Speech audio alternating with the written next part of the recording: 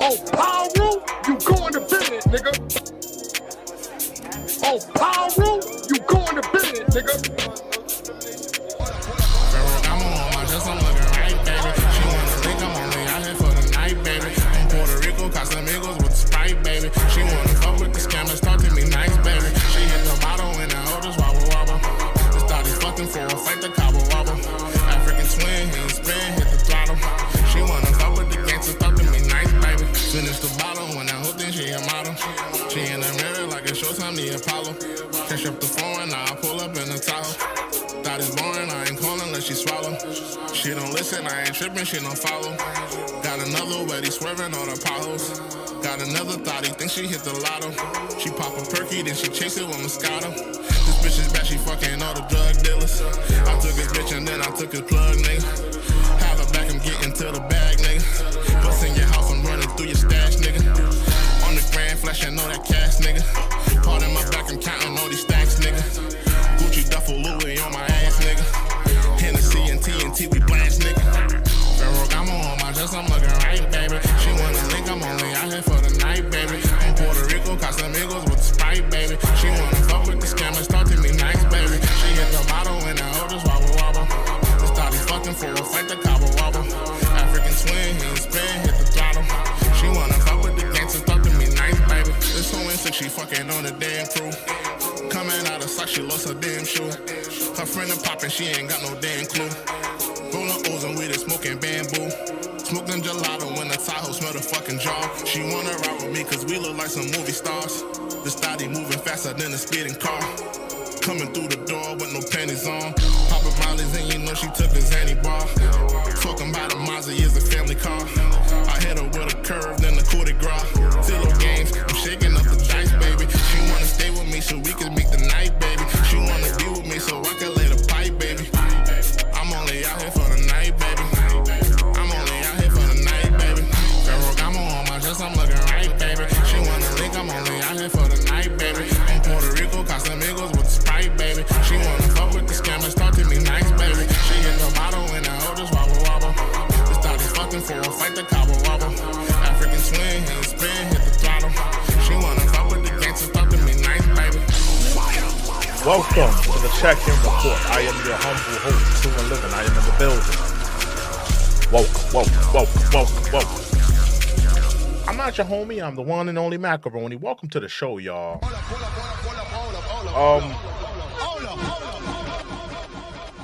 Interesting topic tonight. Some things that I want to talk about tonight. Things that I want to bring out tonight. First and foremost, Barack Obama, he did a campaign out in Pennsylvania. We're going to watch the video on that. Pimp Daddy Obama, Barack Obama, the Great Deceiver. That's the name that I have coined him, the Great Deceiver.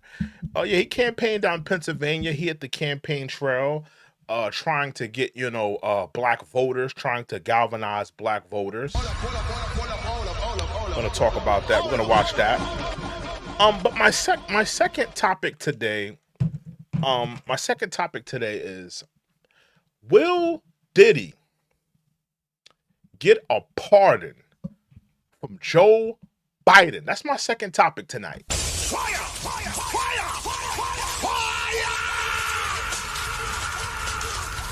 Salute to Enrique. Enrique's in the building. Hold on, I gotta handle some business. Let me. I did promise Enrique I was gonna make him a mod. Hold on, give me 1 second. I'm gonna make you a mod right now.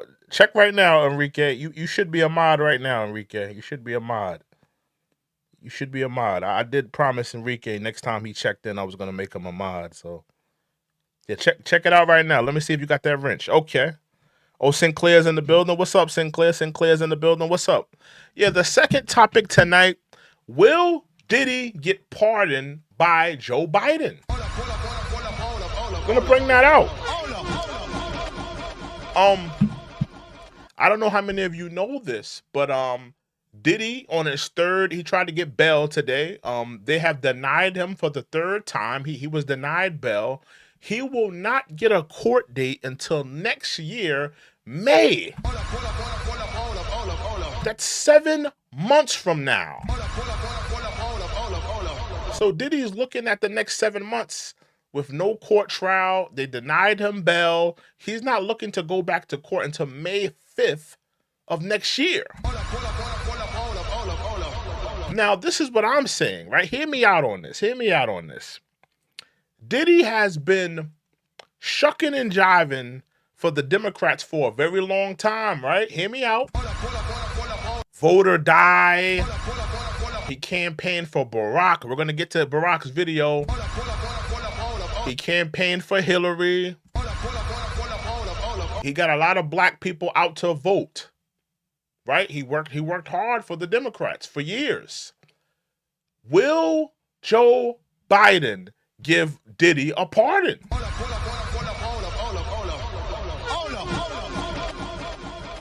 Yeah, salute to Enrique. Yeah, I made Enrique a mod, Sinclair. I made him a mod. Yeah, salute to Enrique. He's been popping out to the shows. I had to show love, you know. But yeah, you know, will Diddy get a pardon? We're gonna talk about that tonight. But first, let's get into Barack Obama. He was campaigning for you know, Kamala Harris. You know, I guess she's too busy. She's out buying, you know, new pantsuits. I don't know what Kamala Harris is doing where she's so busy where she can't show up to the campaign trail next to Obama. But you know, right now the Democrats, you know, I'm gonna be honest with you, the Democrats, they're scrambling right now. They're scrambling. The Democrats are scrambling because, you know, she went on a media tour. She went to Howard Stern. She sat down with this podcast that talks about sex regularly. She who did she go? She went to the Colbert. Where else she went? Howard Stern, The View, 60 Minutes. She went on a media blitz, and you know, nobody cared. It didn't really help with her whole. It didn't help with the perception of how voters perceive her. She went on that media blitz to try to humanize, to try to give people a little bit more insight on her. You know, people just don't care. They still feel like they don't know her enough. They still feel like, you know, she doesn't have a plan. They still feel like, you know, she's tone deaf. And keep in mind, you know, this is the most tone deaf moment of Kamala Harris going on that media blitz. Here people are suffering due to Hurricane Helena, due to Hurricane Milton, all of the hurricanes that are going on, people suffering and you know, all over Florida. And she's on Colbert drinking a damn beer. Fire! Fire! Fire! Fire!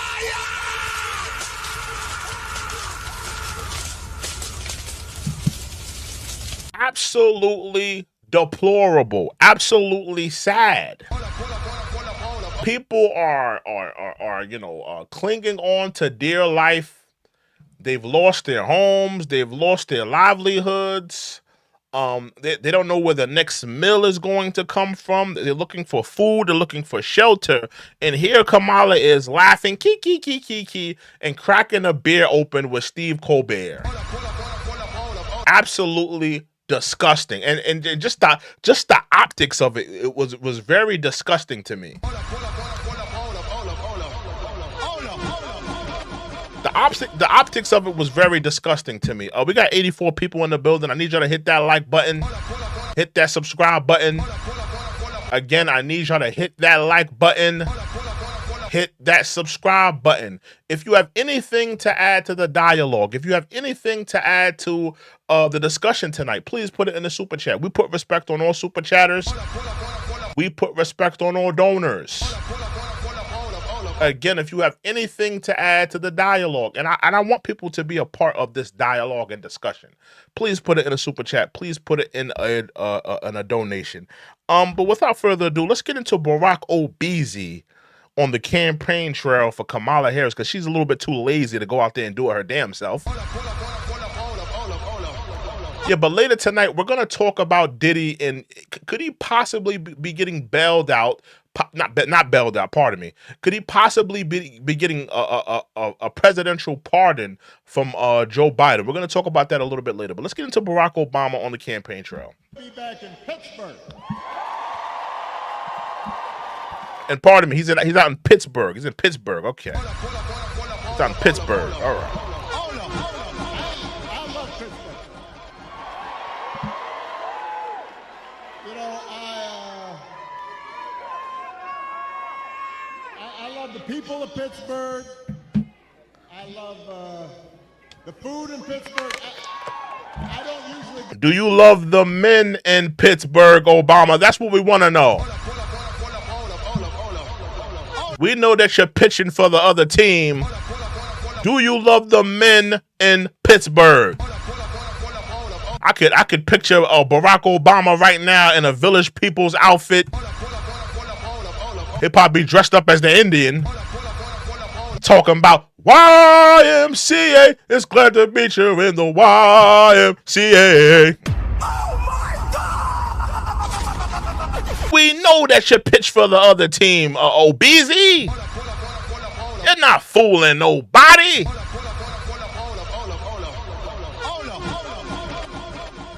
No. You wanted to see more men. You wanted to see the men of Pittsburgh. You wasn't focused on the people. You just want to see the men come out. Let's get back into Obeezy. Do this, but this is a little bit of a Yelp rating. Just had some of Pamela's pancakes. Wait. He said he had Kamala's pancakes. You had Kamala's pancakes. Did she cook them in the bathtub? Did she cook the pancakes in the bathtub, Obama? He just said he had Kamala's pancakes. She probably cooked them, probably cooked them in the bathroom.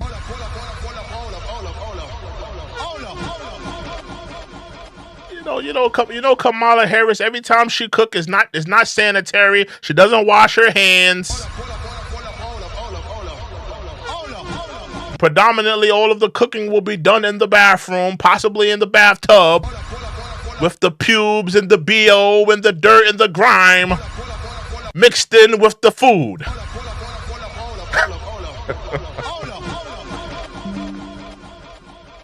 Let's get back into it. I first had those like 10, 15 years ago when I was running. And I was all like, I need some of those pancakes this time out. He wanted the Kamala Harris pancakes with the pubes in it. With some soap scuds in it. Some armpit hair. You know. He wanted them Kamala Harris pancakes, you know?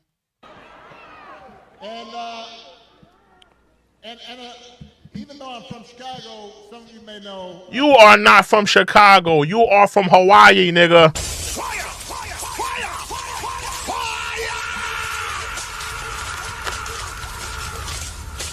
You ain't from Chicago. You ain't from Chicago. You are an African from Hawaii. That transplanted yourself in Chicago. You are not a Chicago real one.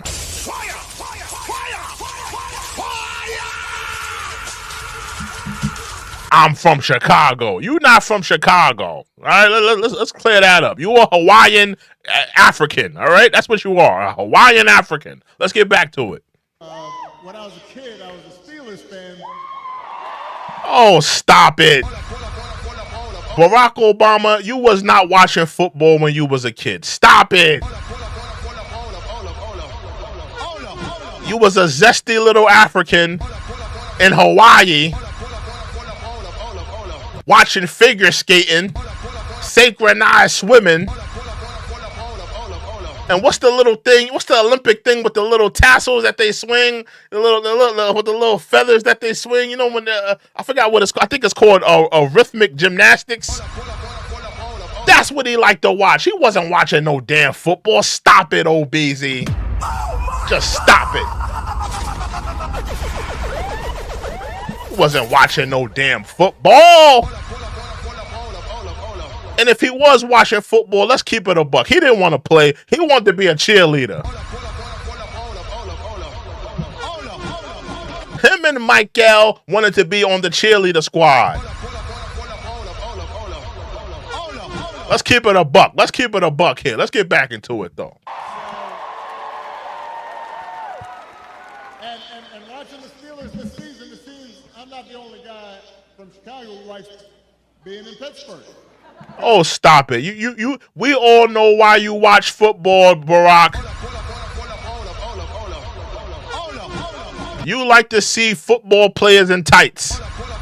You're not watching for the game. You're not watching because you got a favorite player. You're not watching every down. You're not watching every touchdown, every field goal. You're only watching when the men bend over.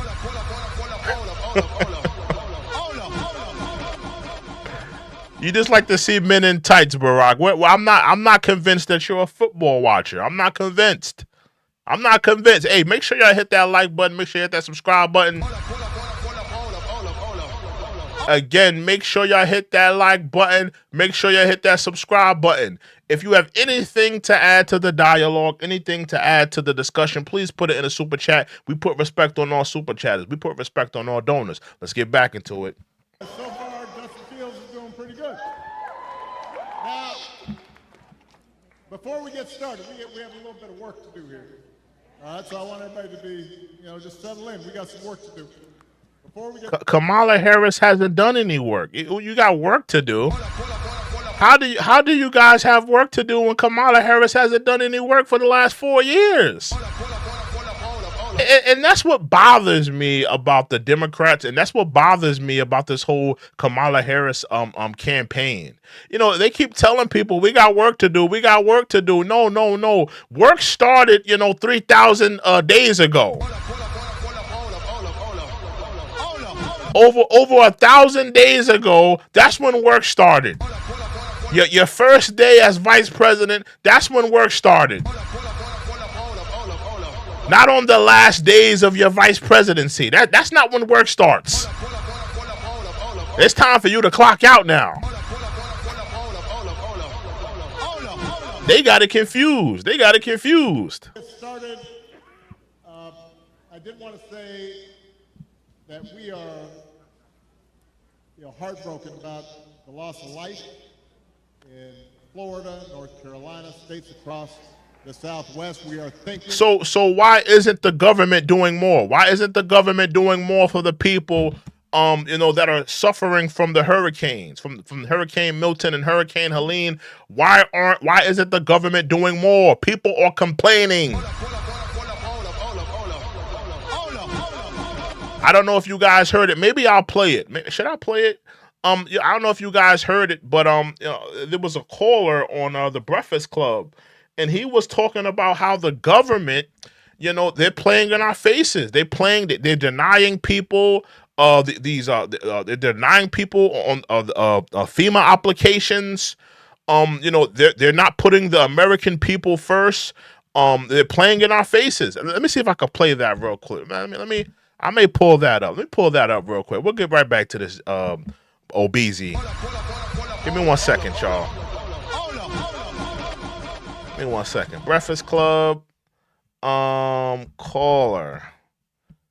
Let me see if I can find it. Yeah, here we go. Hurricane Milton. Yeah, a guy, he aired out the government on the Breakfast Club, one of these callers. We're going to play this clip real quick just to show you that, the American people are speaking. They're letting it be known that the government is not doing enough. They're not doing enough. I want to play this for y'all. Let me play this for y'all. And of course it stars Lesser Charles Leonard, the lesser charge God. It stars him, but let's get to it. In the morning. Yeah, but take a look at this clip where this caller, he calls in, he talks about how the government is playing in people's faces. They're denying people FEMA applications. Breakfast Club. It's absolutely lunacy. Let's get into it. Morning, everybody. It's DJ NV. One second. All right. In terms of that regard, in terms of this, Hey, hold on. This is not it. Hold on. Let me see if I can find it. My fault, y'all. Hold on. Give me 1 second. I seen the video. Let me just find it. Let me see. Tampa. Oh yeah, here you go. This is it right here. I'm bugging. Yo, man, this Tone from Tampa, man. Tone from Tampa. What's up, bro? Now this is a man from Tampa. That he's called Tone. He's talking about how the government is not taking care of the American people. They're putting everybody first. They're putting people in Ukraine first. They're putting the immigrants first. They're putting everybody first except for the American citizens. Denying people FEMA applications.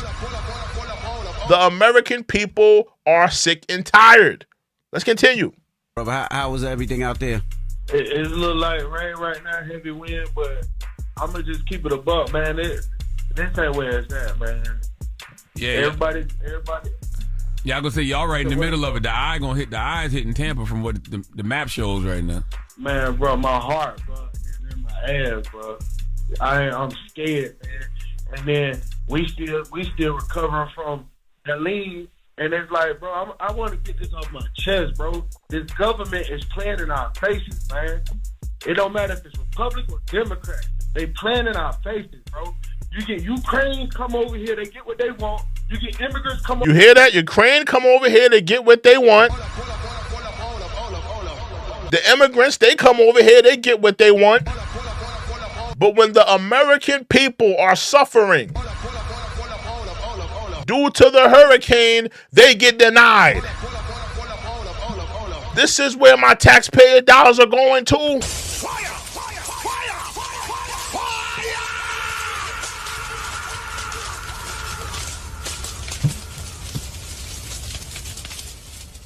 This is an American citizen that's sick and tired.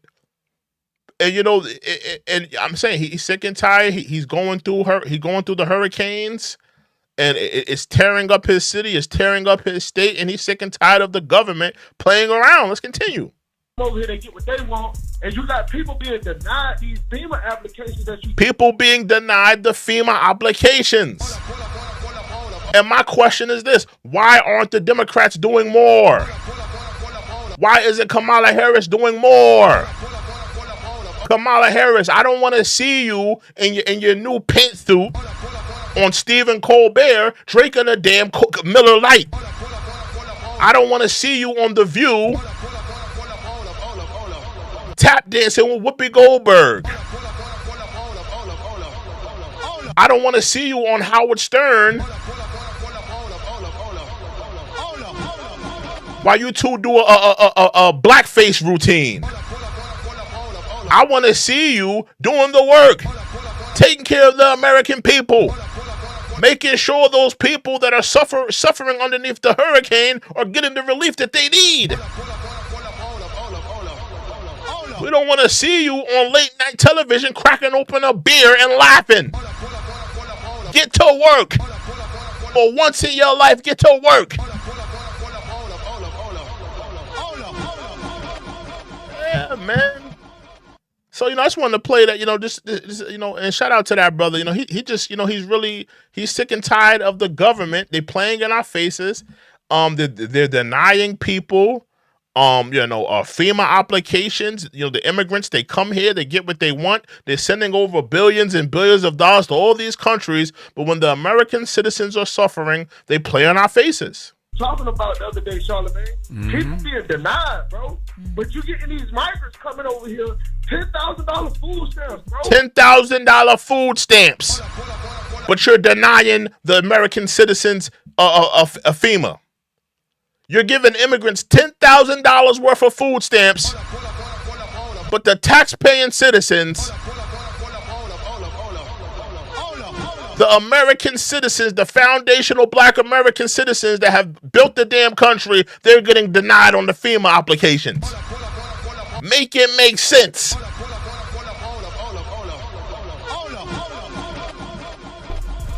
Goddamn $5,000 cash stipends, man. This shit hurting, bro. We finna get ready to damn near die, bro. A lot of people couldn't afford to evacuate. And this government playing in our face, man. You know, people are tired, man. And I'm letting this be known. Listen, Democrat, listen, y'all could be woke all you want. You could call Donald Trump a threat to democracy. You know, you could hand out all the tampons you want.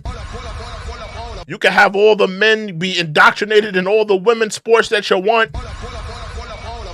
But mark my words, the American people will make a choice on election night, and you might not like the choice that they make because of the pure ignorance, the incompetence of the Biden administration. People are going to let their voices be heard.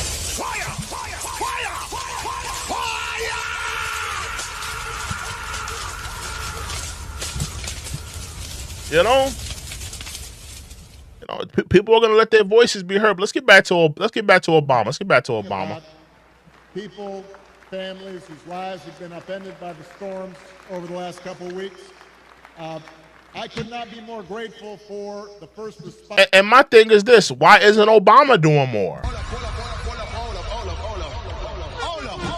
Obama, you should be doing more. Don't get me wrong. We can get to the Republicans because I think Trump should be doing more. I think the Republicans should be doing more. But let's be honest here. The Democrats, they are in control right now. You have Joe Biden. He's the president. You have Vice President Kamala Harris. They are in office right now. They're in the White House right now. They are steering the ship right now.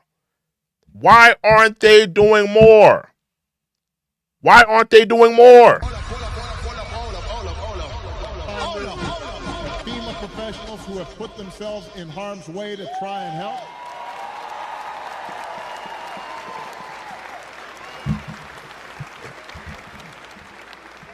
If you have anything to add to the dialogue, if you have anything to add to the discussion, please put it in the super chat. Put it in a donation. We read all super chats. We read all donations. Again, if you have anything to add to the dialogue, anything to add to the discussion, please put in the super chat. We read all donations. Make sure you hit that like button. Make sure you hit that subscribe button. You know, it's times like this when you realize having honest, competent leadership in government really matters. How has the Kamala Harris, Joe Biden administration been? How have they been honest? How have they been competent? Let's walk this thing down. How competent is it? How competent is it to be letting in millions and millions of immigrants? Billions of dollars being spent to put them in hotels, give them medical, give them credit cards, like that man said, giving them all types of incentives. All that money being spent on immigrants while the American people are suffering. How is that competent, Barack Obama? How is it competent that we have a president that goes to bed at 4 p.m. His bedtime is at 4 p.m. Meanwhile, there's foreign wars going around. There's Israel, Hamas. There's Ukraine, Russia, China swarming the seas of Taiwan. Joe Biden's in bed by 4 p.m. All these things are going down while he's in bed taking a damn nap. How is that competent, Barack Obama?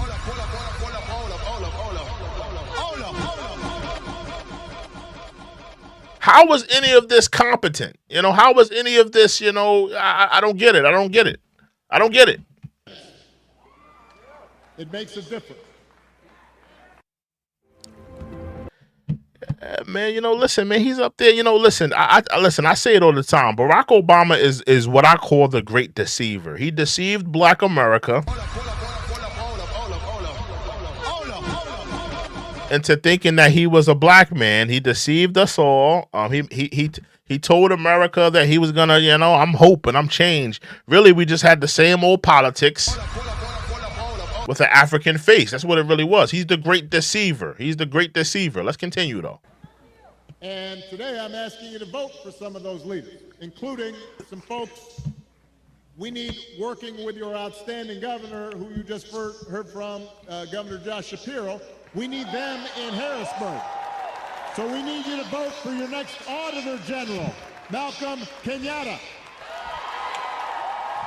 Your next...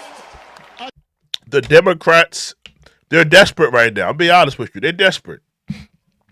They're desperate because they know that it's crunch time.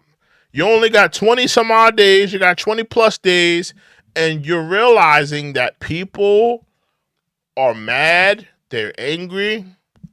The hurricanes, they didn't help. They didn't help the situation. People are already feeling. You got to think about the people in Florida right now that are suffering underneath, the hurricanes right now. You got to think about the people. And shout out to Nelly. Shout out one of my mods. Nelly's out there in Florida. Shout out. I hope Nelly's doing good. I hope everything is well with Nelly, man. I haven't heard from her again, but last time I heard, she said she's doing well. She said just pray for everybody. Shout out to Nelly. Make sure y'all pray. Keep Nelly in your prayers. That's one of my mods. She's a good woman, hard-working woman, career woman. Salute to Nelly. Yeah, but the people out there in Florida, you got to think about the people in Florida that were dealing with inflation, right? Dealing with inflation. They're having trouble, buying groceries, with the cost of living. They're dealing with that, right? They're dealing with the crippling weight of the economy, so they're just trying to live and survive. Now, on top of that, they get hit with a hurricane where the people are losing their lives. People are losing their livelihoods. People are losing everything. So, the American people are going to speak on election night, and this does not look good on the Democrats. And they're scrambling. I'm going to be honest with you. I think that they begged. I don't think that Barack Obama wanted to get out of bed and do this little campaign for Kamala. I think he wants to put he wants to put, this behind him. If they need him for certain things, like, yeah, he'll pop out at the DNC. Yeah, I'll pop out a few places, but I don't want to be on the campaign trail, and I've already did that. I don't think that Barack Obama wanted to do this. I think they had to beg him to do this. Because they realized they only got 20 some odd days to turn this thing around, and it's not looking good.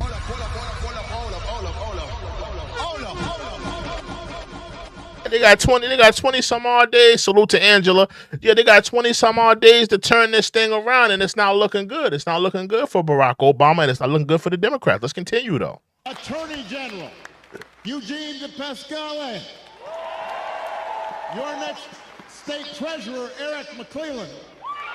And my buddy, your outstanding United States Senator Bob Casey.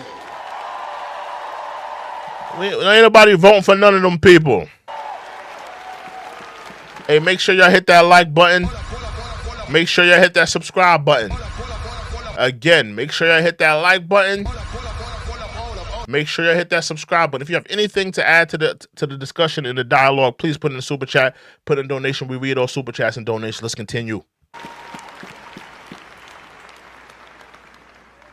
Now, here in Pennsylvania, there are 3 ways to vote. You can vote early, in person, at the county election office, or at... I feel like this is just my opinion. What he's saying is true. But I feel like, if you really want your vote to count, you need to go out on election night and hit the, wherever your election polls are. And you need to stand in line and be a part of the process. Don't pussify it out and send in a mail-in vote. I don't know. No. You get online with 258 other people and you wait to vote. You get on that long-ass line and be a part of the process. Don't send in no damn mail-in vote. I hate that. Don't send in no mail-in vote. I don't think that mail-in vote should count. I think that we should make voting more accessible, but making it more accessible isn't a mail-in vote. I think you should have to go to a voting place of whatever they call them, voting place, and cast your vote. You should not be able to send in a damn vote like a damn light bill or something like. I don't think you should be able to do that. You got to stand online with with everybody else. You should stand online and be a part of the process. But let's continue. At a satellite office, you can also vote by mail. And if you need to figure out how to do that, just go to iwillvote.com PA to find a place to vote early or to request a ballot. And of course, you can vote at your polling place on Election Day, November 5th. But if you're at this rally, let's face it, you're probably voting unless you are 12. Barack Obama, you're losing that charm, man. The jokes ain't hitting like they used to. You're up there looking like a light-skinned Morgan Freeman.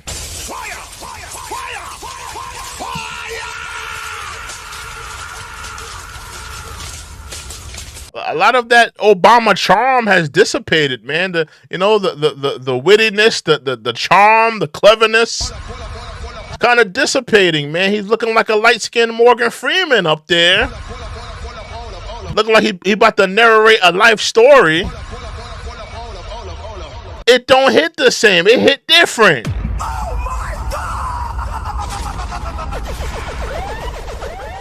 It hit different.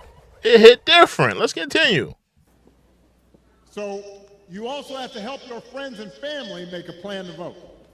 And even if you're 12, you can do that. Talk to your mom and dad and aunts and uncles. Because together we have a chance to choose a new generation of leadership in this country and start. How are we choosing a new generation of leadership when Kamala Harris has been essentially? Isn't Kamala? I would think this. Hear me out on this. I would think Kamala Harris is running the country right now, right? Wouldn't you guys think that Kamala Harris is running the country? Remember, Joe Biden. He said that, he was going to step down. Everybody said that his mental capacity was declining. The mental stability is not as sharp as he once was. Everybody was claiming that, right? I would think that Kamala Harris is number one in control right now. I would think that he would be giving her more reins, more control right now, right? So if that's the case, then how are we ushering in a new generation when this woman she's been in office for the last 4 years? She's probably been running the country for the last 4 to 5 months since we found out about Joe Biden and his mental capacity declining. So I mean, I don't understand how we're ushering in a new generation when she's been in office and she hasn't done any of the work.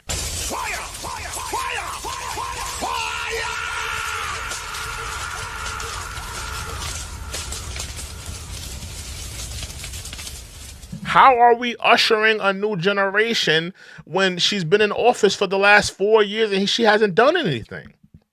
Listen, hear me out. If Kamala Harris had a record as a VP of doing the work, going to the border, fixing up the border, working on the economy, doing the work as VP, not buying new pantsuits. That's what her vice presidency legacy will be. New pantsuit. She had a new pantsuit every time we saw her. When we look back and reflect on the vice presidency of Kamala Harris, we're gonna say, "Ooh, that was a nice colored pantsuit she wore." Or is that plum? I love that plum pantsuit. Oh, is that pantsuit magenta? I love that magenta pantsuit. Oh, Kamala, we love the powder blue pantsuit. You look lovely, sis. That's what we're gonna say when we look back at her vice presidency. We can't think of anything of notoriety that she's ever done.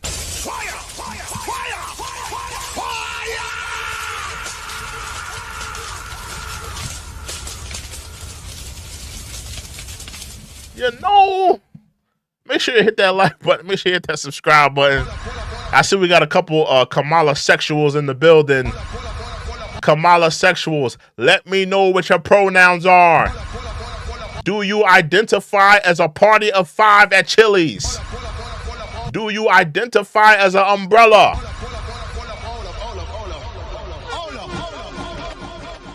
Let me know. Get your pronouns ready. Get your pronouns ready. Get them hot and ready.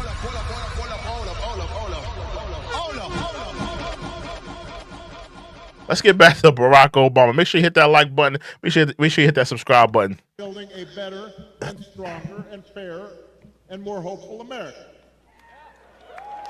Now, you've already heard tonight. This election is going to be tight. And whose fault is it that this election is going to be? Let's really talk about it. Let's really talk about why this election is tight. Think about it. Think about why this election is tight.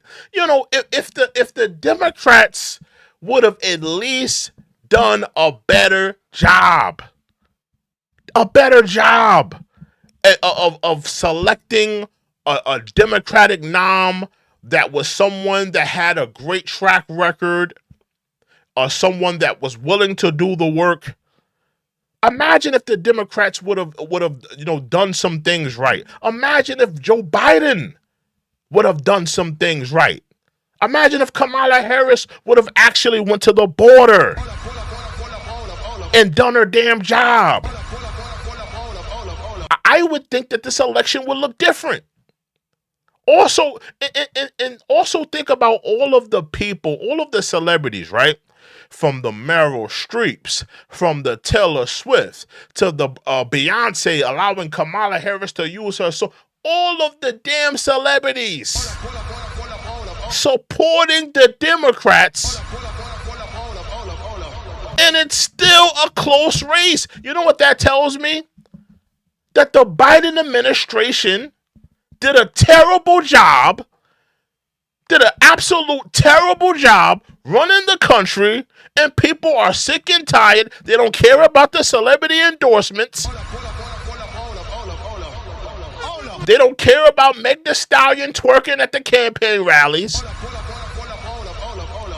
They don't care about Barack Obama looking like a light-skinned Morgan Freeman at the campaign rallies with the salt and pepper. Get some just for men, Barack. They don't care. They don't care because you have been doing a poor job running this damn country.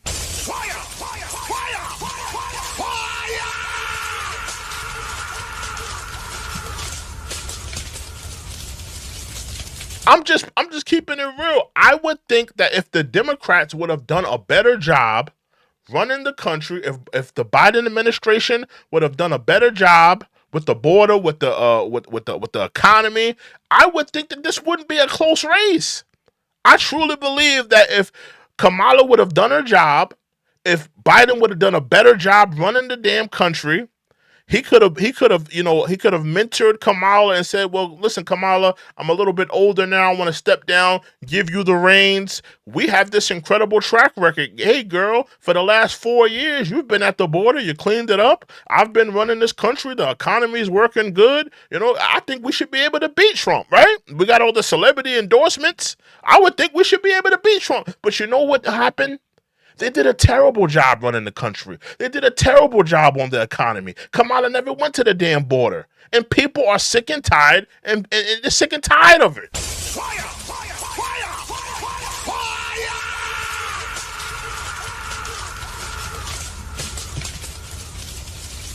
So make no mistake, it's close because the Democrats and the Biden administration, they did a poor job.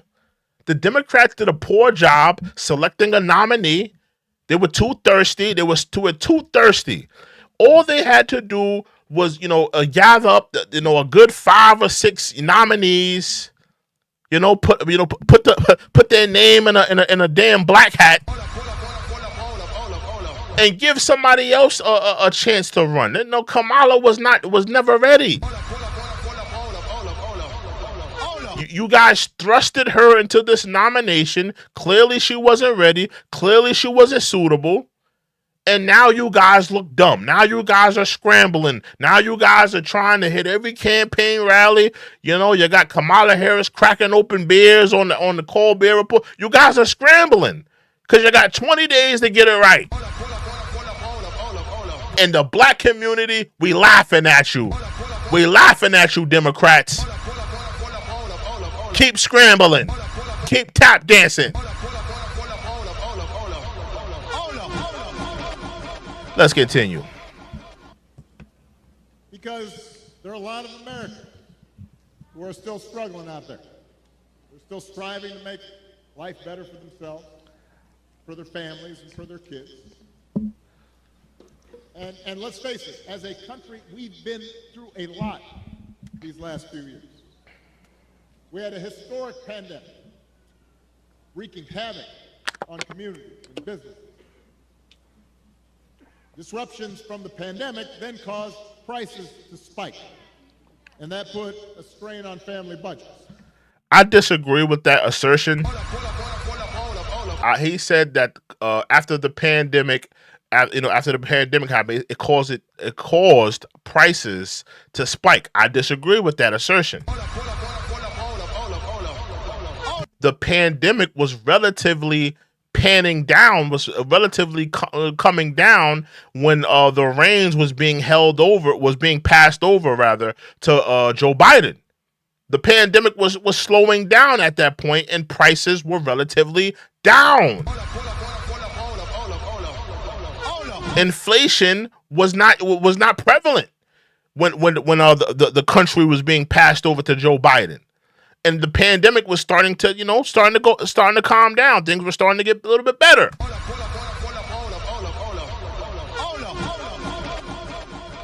So I disagree with that assertion that, it was the pandemic and, things start to spike up after it was over.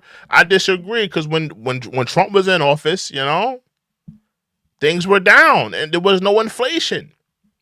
None of this was happening. Soon as Jim Crow Joe gets in office, he want to send over $1 billion over here, $1 billion over there. Zelensky, you get $1 billion. Israel, you get $1 billion.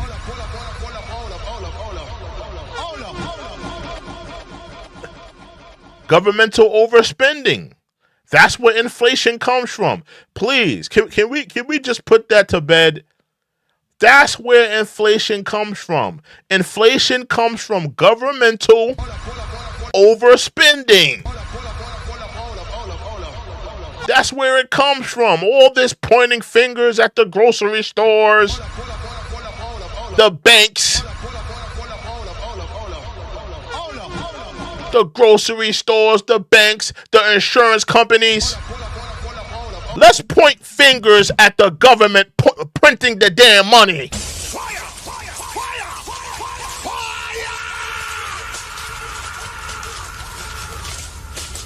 You're pointing fingers at the damn banks. You're pointing fingers at the damn insurance company. They're not the ones printing the damn money.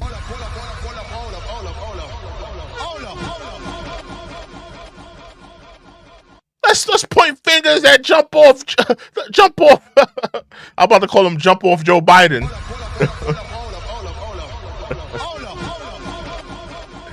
Yeah, but we pointing fingers at the wrong people. We point fingers at the wrong people. Let's continue, though. Let's continue. And in many ways, it's felt like the aspirations of working people have taken a back seat to the priorities of the rich and the powerful. And whose fault is that? And make no mistake, and maybe we should look into Barack Obama's background because make no mistake, he bailed out a lot of billionaires himself. Oh, Pyro, you going to bed, nigga? Was he not the one who bailed out the big corporations? Oh, Pyro, you going to bed, nigga? Was he not the one who bailed out a lot of a lot of the auto companies? He bailed them out. Oh, Pyro, you going to bed, nigga. A lot of billionaires, he gave them a tax break. On power rule, you going to bed, nigga. So, I mean, he's up here, you know, he's up there shucking and jiving, acting like he's for, you know, middle class, you know, blue collar workers. On power rule, you going to bed, nigga. When in reality, he was the one bailing out big corporation and damn self. Fire, fire, fire,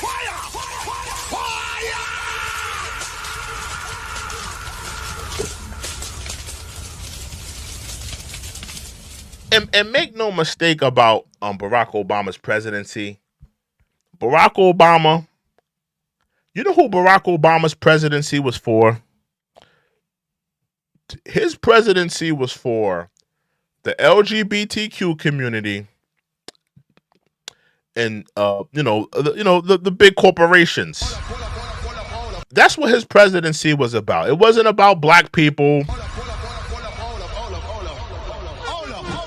It wasn't about white America, middle class white America.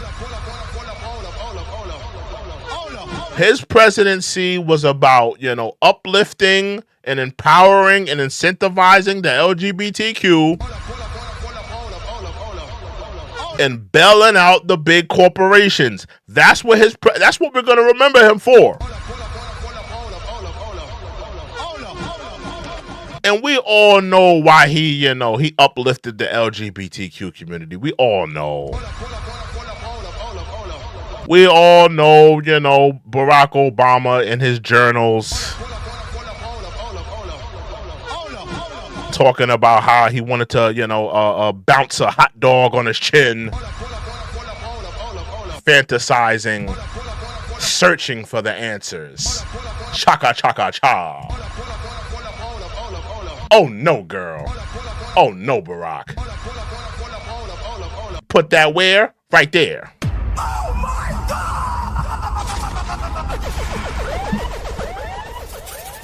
He wanted to bounce a hot dog on his chin. He wrote it in his journal. One of his love interests, I know you guys heard this story where he talked about how he wanted to, he was fantasizing about a homoerotic relationship.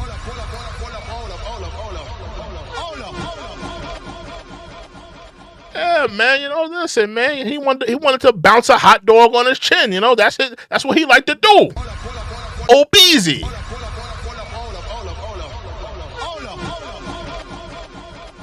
And all I'm saying is that's why he uplifted and he incentivized the LGBTQ over the black community and other communities that were out there campaigning, voting for him. That's why he did that, because he has a soft spot for that community. Just want to throw that out there. Let's continue though. Under Biden. Hold on. We got a Biden commercial. Hold on.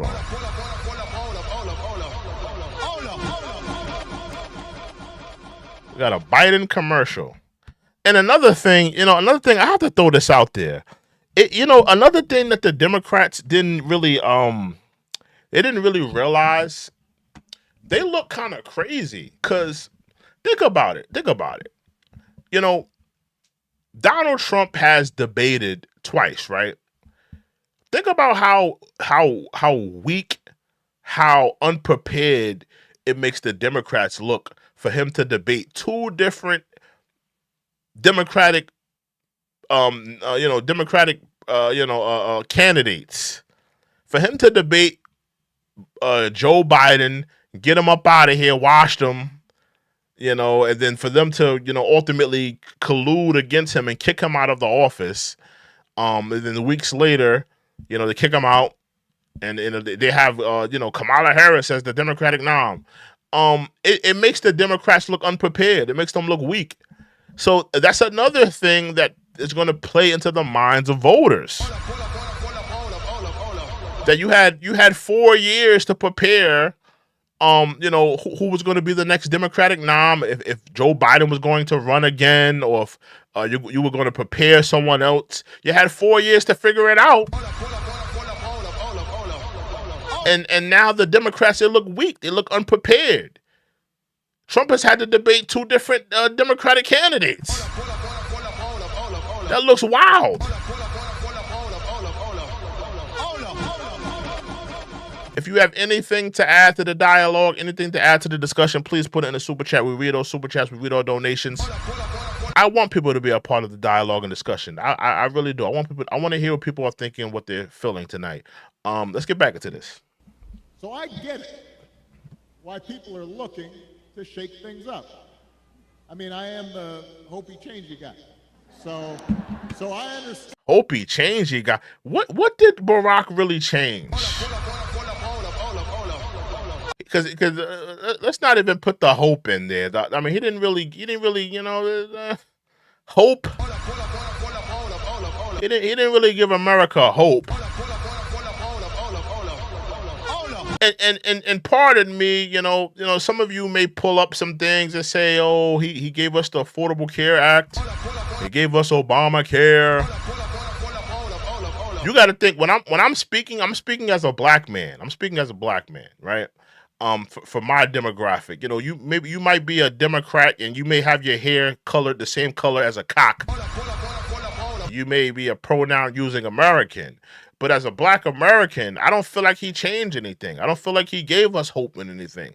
I don't feel like he changed anything for the black community. He definitely didn't change anything for the better.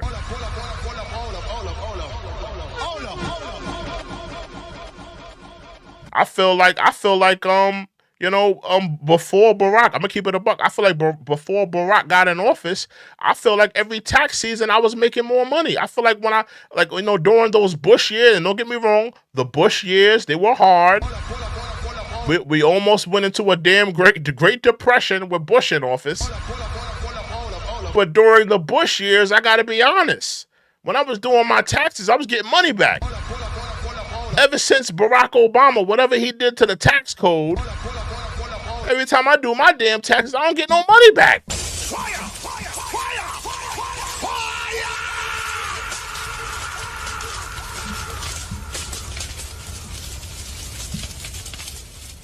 So I don't know what he did to the tax code. I don't know what he did or what he. Hold on. Sinclair says he changed the bank balance of Iran.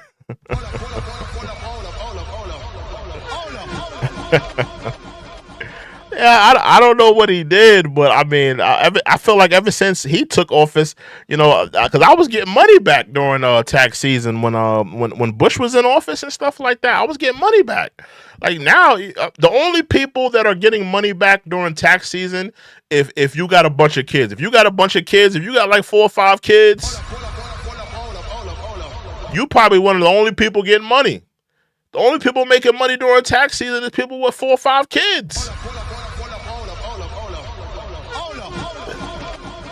But keep it a buck.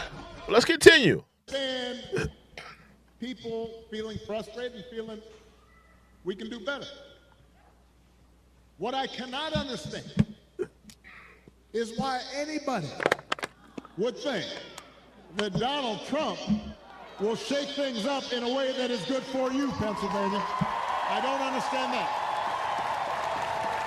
Let's just be comparative. I need everybody, even if you're a Kamala Harris supporter, I just need y'all to be real. Just be honest. When Donald Trump was in office, you wasn't dealing with inflation. You wasn't dealing with the inflation. You wasn't dealing with the spike cost in groceries. You weren't dealing with that.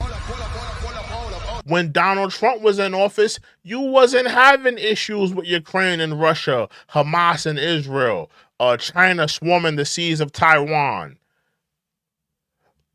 I'm gonna be honest with you. Trump was a little bit more diplomatic, in my opinion. He met up with Kim Jong-un. He was on good terms with Vladimir Putin. He was giving money to Israel. He was on good terms with Israel. Things were pretty good on a foreign policy level. So if I'm looking at the economy and I'm saying, okay, The economy was good when Trump was in office. If I'm looking at the foreign policies and the foreign politics and saying, things were relatively good, it wasn't in any type of war. It wasn't this country invading this country. It wasn't Israel, Hamas. If I'm looking at all of that and I'm saying, okay, just those two things. We get into some things. We can get into, everything else. But if I'm just looking at those two things, and these are two things that are on people's minds, whether it be foreign policy, because everybody's thinking about foreign policy, everybody's thinking about immigration and stuff like that. If I'm thinking about all of if I'm putting all these things in consideration, I would have to say that Trump was a better president.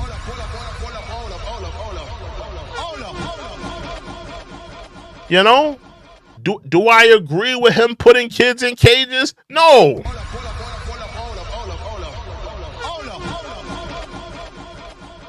But I gotta be honest, man. I mean, I think he was a better president than Joe Biden. He was a better president, in my opinion. But that's just how I feel. That's just how I see it.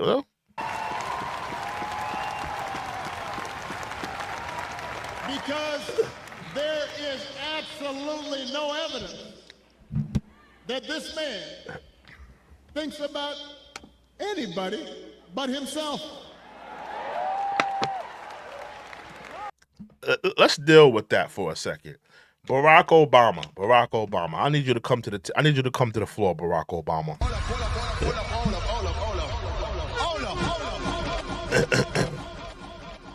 Barack Obama. I need you to come to the floor, sir. Barack Obama. So this is what irks me about Barack Obama, right? He just accused Trump of caring about nobody but himself, right? That's what he said. Barack Obama. Black people. We went out there and we campaigned for you. We stood out there in the rain and the snow and the hell. We came out there. We supported you. We gave you 100% of the black vote. 100% of the damn black vote.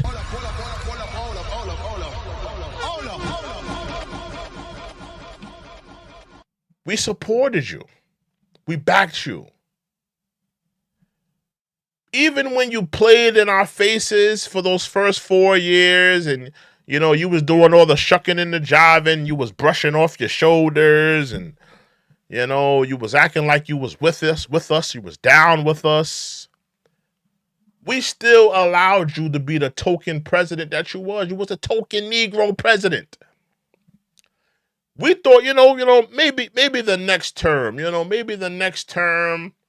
he'll turn things around.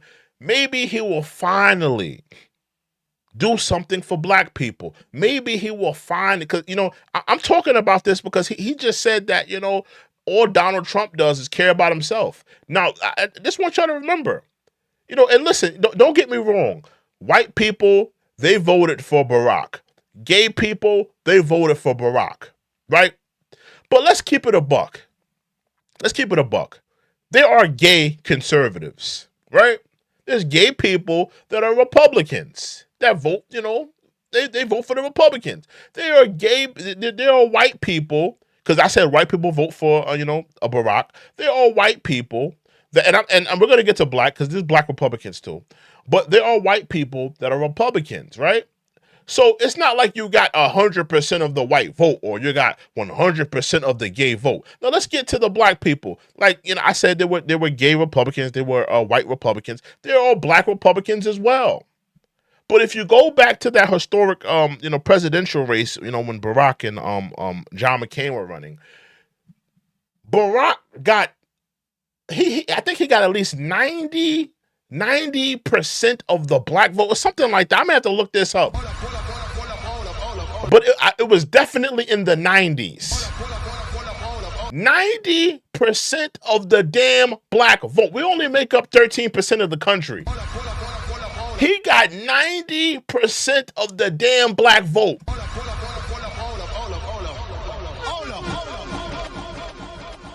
And like I said, for the first 4 years, We allowed you to be a token president. We allowed you to just be the token Negro president, right? Hoping that, you know, possibly you will do something for us eventually.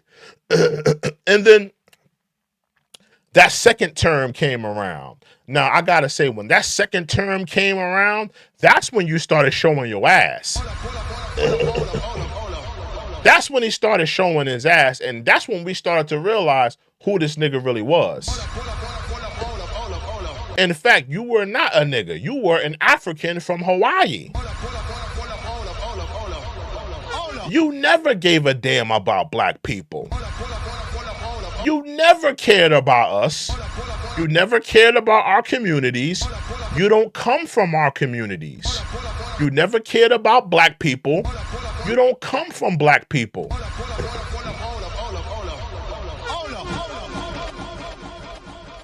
And like I said, that second term, you know, we started seeing him, oh, I'm gonna incentivize the LGBTQ. We thought that was odd as a black community. Oh, you're gonna incentivize, you know, the LGBTQ. Okay, cool. Okay, well, you know, hopefully you'll do something for black people. You know, hoping that you'll get around to us at some point. You never did. Then you said, I'm gonna bail out the big corporations. I'm the president of hope. I'm the president of change. But I'm going to bail out the big corporations. What about all the black people that voted for you? That were hoping and thinking that you were going to put some hope and change in their communities. That you were going to help black people. That you were going to incentivize black people in any way, shape, or form. You had the anti-lynching bill that was sitting in damn Congress. You could have did something. You could have been the black president to pass that bill through. You let it sit there because you didn't give a damn about black people. Trayvon Martin, he died while you was in office. You could have looked into a hate crime bill that could have protected black people. Like the Asians have an Asian hate crime bill. You could have looked into getting black people a hate crime bill that could have protected black citizens from white supremacist officers. You didn't do that. So I'm only speaking to this because he said that, you know, Trump, he only cares about himself. He only cares about himself. But when we look into your track record, Barack Obama, a Hawaiian African who got 90% of the black vote, did absolutely nothing for black people, I think that you're kind of a hypocrite. Fire! Fire! Fire!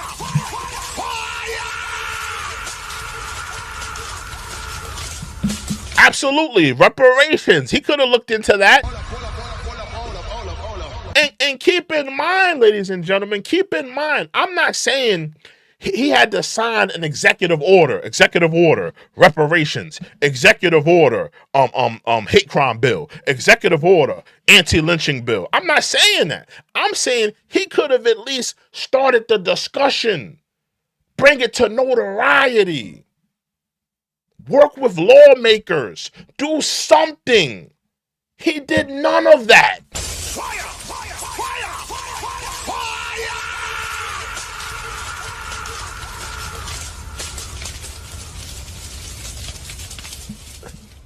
You know, so when I'm hearing him saying, "Oh, Barack Obama," when I'm hearing him say Donald Trump, he doesn't care about nobody but himself. I think I think Barack Obama is a pure hypocrite. Because we see you in office, you didn't give a damn about the black people that voted for you. You didn't care about the 90+% of black people that voted for you. You know, people calling out of work, people crying, happy to see a supposed, because I think Barack Obama is not a black man to me. He's an African. He's a Hawaiian African. There's a difference between black and African. Just let you know, we've got a couple of white people in here. Let me break this down, because there's a lot of white people that are under the misconception that everybody's black. Anybody with a little bit of melanin is black. That's a misconception. You have Africans, right? Just like you guys are, talking about the immigrants, like the Haitians and the Venezuelans and all the. It's like you separate them from the Hispanics that have their history here. The same thing applies to black people. Black people that have suffered under slavery, that were brought here, right? That suffered under slavery, Reconstruction, Jim Crow, that have fought in all of your world wars, World War I, World War II, Vietnam, Gulf War, all of the wars, that have generations and generations of generations and generations of being here, contributing to American society, building your White House, building your monuments in Washington, the fabric of America, the cotton industry, was the backbone of American, was the backbone of the economy. These are black people with history in this country. That's who black people are. Obama is not a black man. He is an African from Hawaii. Big difference. He's an African from Hawaii. His pops is an African. They migrated to Hawaii. He is not a foundational black American man. His mother is a white woman. So if truth be told, Barack Obama, the supposed, it's kind of funny because, it's the same thing with Kamala, the supposed black woman, the supposed black president. Barack Obama was in fact never a black man. Fire! Fire! Fire! Fire!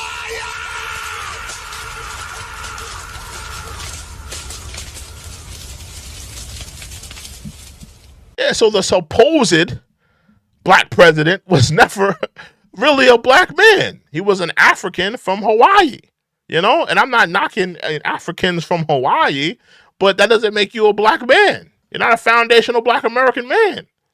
Respectfully.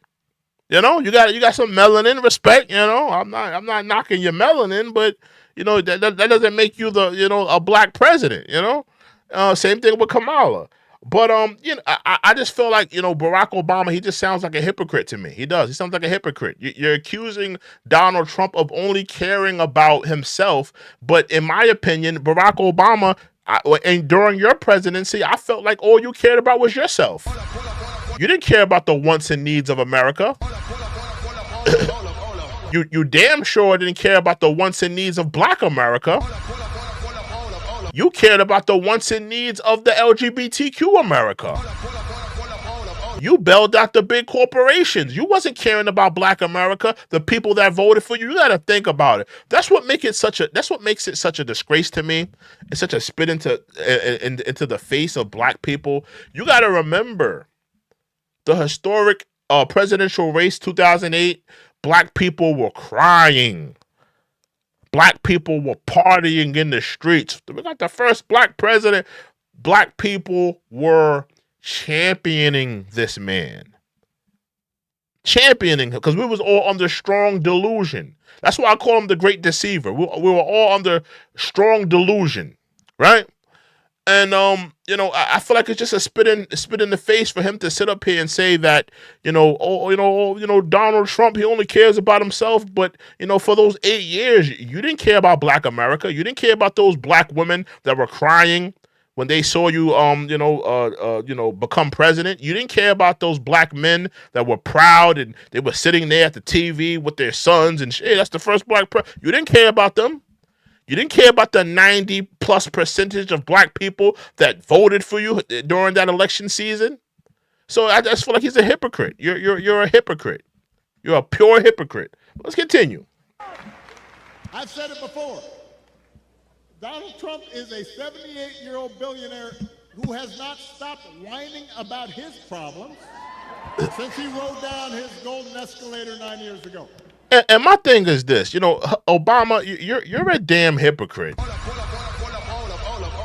I know I called him a hypocrite, but how about this? Barack Obama, you're calling, Trump a whiner. You're calling Trump, he just whines and he's just a big baby. Hey, Barack, how's Chicago doing, Barack? Anybody from Chicago? Anybody from Chicago, Illinois in the building? Anybody from Chicago? Anybody from Illinois?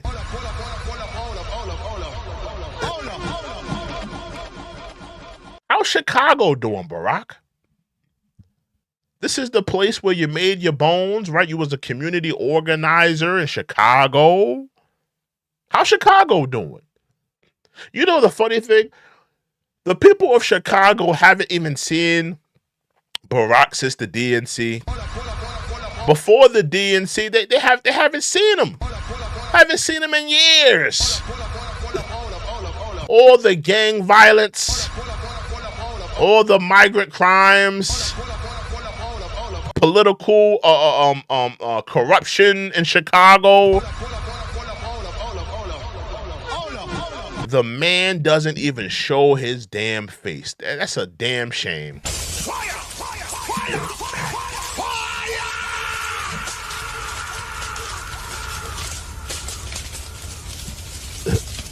The man doesn't even show his damn face. Isn't that a damn shame? All the young black boys losing their lives to gang violence. Oh, Barack Obama, he doesn't care. He doesn't show up. He doesn't want to go to Chicago and talk to the youth, show them a better way, maybe start a foundation, maybe help those black. Just like I said, this is what happens when you claim somebody's black. When you claim somebody's black, but they've never been black. Because I can guarantee you, if Barack Obama was a real black man that came from Chicago, that was from those communities, he would have a damn foundation helping kids out there. He would be going to those schools, talking to those kids in those gangs, showing them a better way. But this man has no ties to our community. He has no ties to our lineage. So it falls on deaf ears because he doesn't care.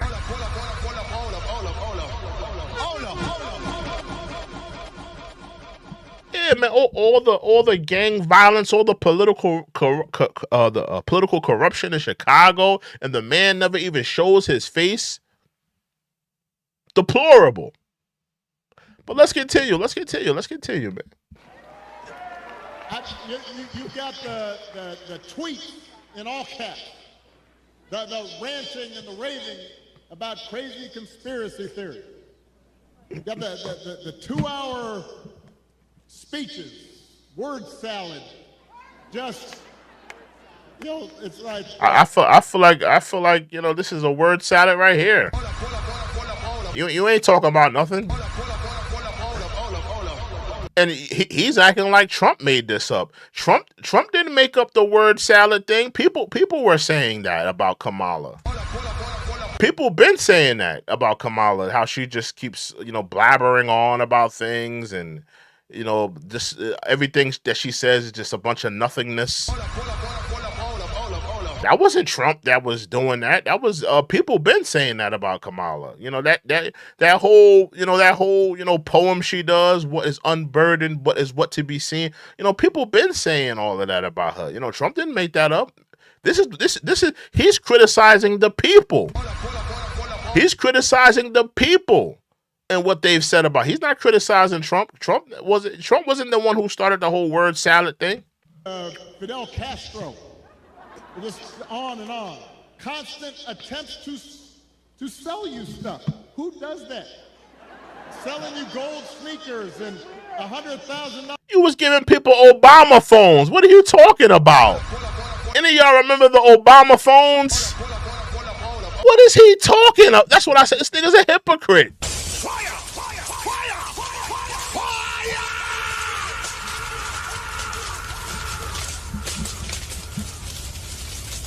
Trump sold us sneakers. You sold us Obama phones. You sold us Obamacare. What are you talking about, you damn hypocrite? Oh my God!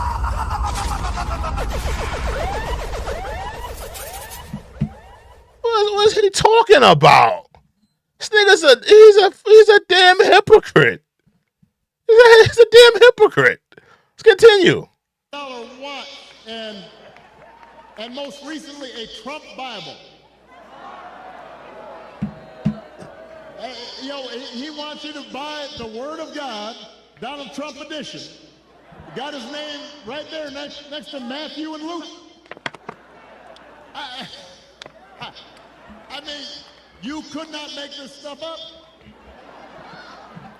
If you saw it on Saturday Night Live, you'd say, well, no, that's going too far. No, he's doing that.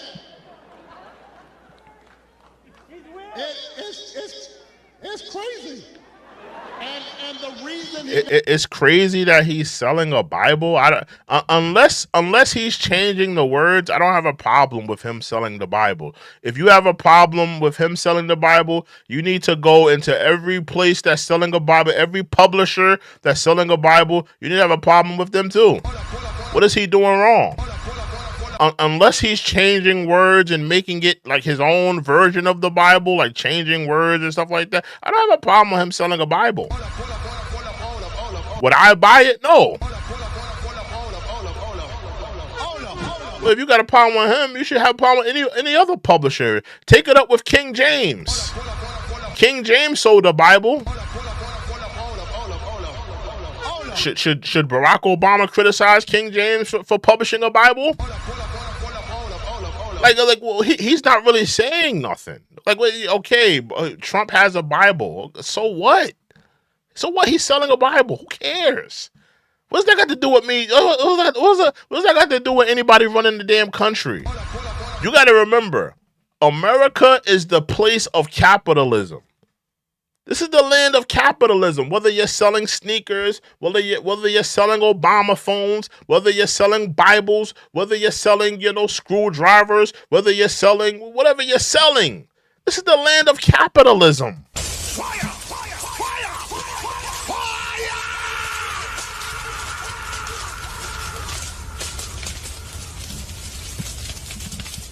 The land of capitalism. Like, I mean, if you have a problem with Trump selling a Bible, then you should have a problem with King James selling a Bible. I mean, I don't get it. None of it affects how this country is going to be ran for the next 4 years. This is the land of capitalism. Let's continue. Does it is because all he cares about is his ego and his money and his status. He's not thinking about you. Donald Trump sees power as nothing more than a means to an end. He wants the middle class to pay the price for another huge tax cut that would mostly help him and his country club buddies. Doesn't care if he costs more women their reproductive freedoms because it won't make a difference in his life. Do not boo. Vote. Yeah, people are going to vote. They're going to vote to kick Kamala and Joe Biden out of the White House.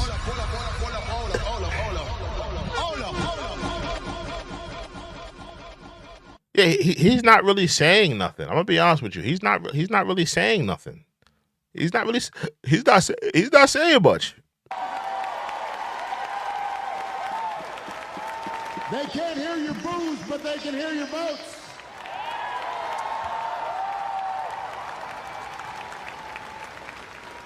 Most of all, Donald Trump wants us to think that this country is hopelessly divided between us and them, between the quote-unquote real Americans who support him and the outsiders who don't. Because having people divided... I need y'all to hit that like button. Hit that subscribe button. Again, hit that like button. Hit that subscribe button.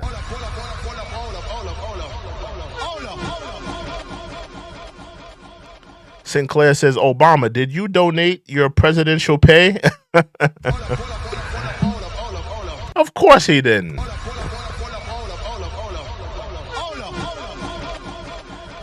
And of course, Sinclair, we're not asking Obama the real question. y'all know the real question. Don't make me have to say it. We're not asking him. Let me see if somebody says it in the chat. If somebody says it, I'll acknowledge it. But I'm not gonna say it. But we're not asking Obama the real question. Anybody knows the real question that we should be asking him? Come on. Y'all know the real question. Let me see if somebody says it. What's the real question we should be asking Obama right now? There's a real question we should be asking him. I'm looking. I'm going to see if somebody knows it. Nobody said it yet. I'm looking. Does anybody know the real question we should be asking Obama? What's the real question we should be asking him? There's a real question that we should ask him that I'm curious about that nobody wants to talk about. Nobody's acknowledging. They may have talked about it one time on the news and they kind of brushed it off. Nobody said it. Nope. Nobody said it yet. Nope. Nah, not Epstein. Nope, nothing about Epstein. Damn, nobody said it. Oh wow, man.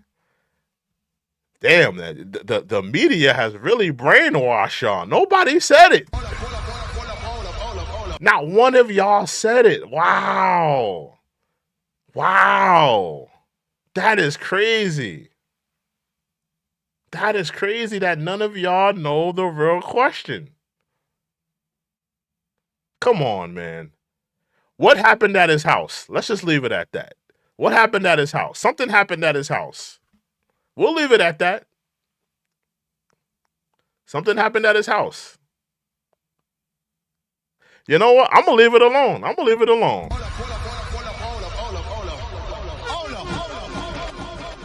Because if y'all don't know, then hey man, listen, man. If y'all not initiated, then y'all not initiated. You know, I ain't gotta explain what's already understood. I'm gonna leave it alone. Let's continue. And angry, he figures boosts his chances of being elected, and he doesn't care who gets hurt. Somebody said it. Hold on. Somebody said it. Somebody knew where I was going with it. I'm not gonna acknowledge it, but somebody said it. I'm not gonna say it. I'm gonna leave it alone. But somebody said it. Somebody knew where I was going with it. Somebody knew I was going with it. I'm gonna leave it alone. Yep. Somebody definitely said it. Yeah. It's in there. You do your own research. It's in there. Well. I'm gonna leave that one alone. Because clearly, it's not fresh in you guys' minds. If it's not fresh in you guys' minds, we'll just leave it alone. Think about it. Just the other day, we learned that on January 6th, a couple years ago, Donald Trump was told that Mike Pence was in the Capitol about 40 feet from an angry mob chanting, "Hang Mike Pence." Somebody said just spit it out. I'm not gonna spit it out. It's in the chat. They're already spamming it in the chat. If you want to know, they're already spamming it in the chat. It's in there. Just put on your thinking cap. I'm not gonna hold your hand and walk you through the woods. I'm good. And his response was, quote, "So what? Don't boo." If Donald Trump does not care that a mob might attack his own vice president, do you think he cares about you? Pennsylvania, we do not need 4 more years of that. We don't need 4 more years of arrogance and bumbling and bluster and division. America's ready to turn the page. We are ready for a better story, one that helps us work together instead of turning against each other. Pennsylvania, we're ready. for President Kamala Harris. No.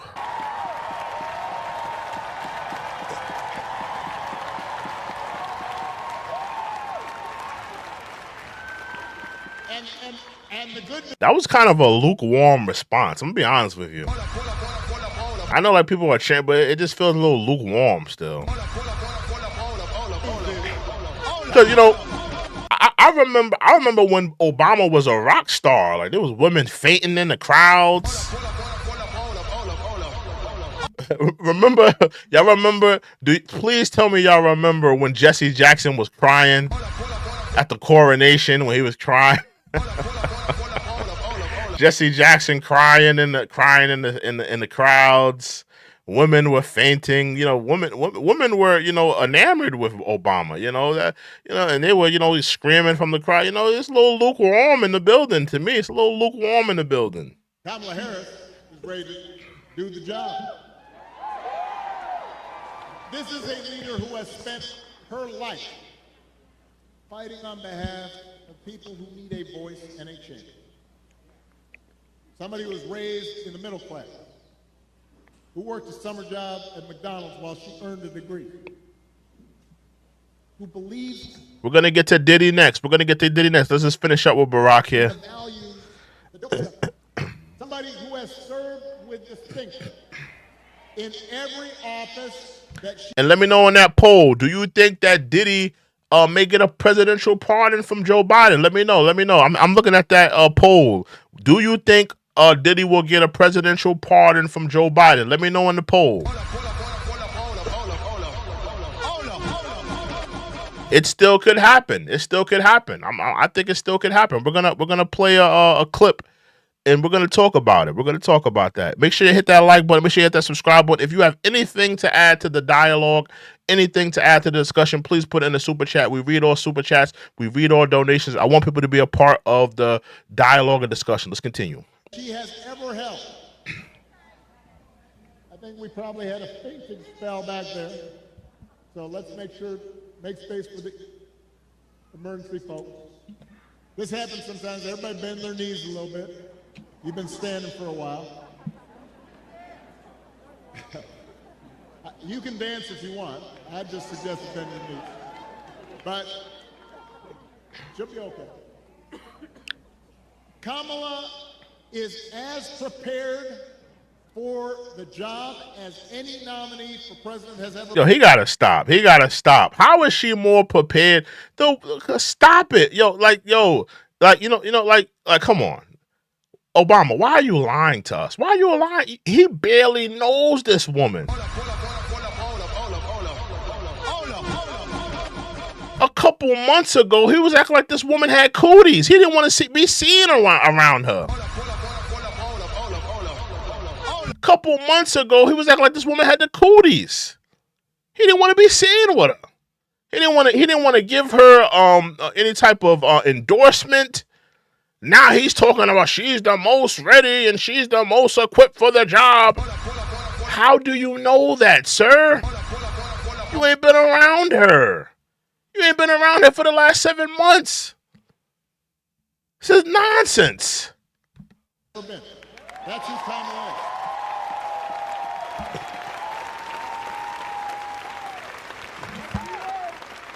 And in the White House, she will have an outstanding partner in Governor Tim Walz.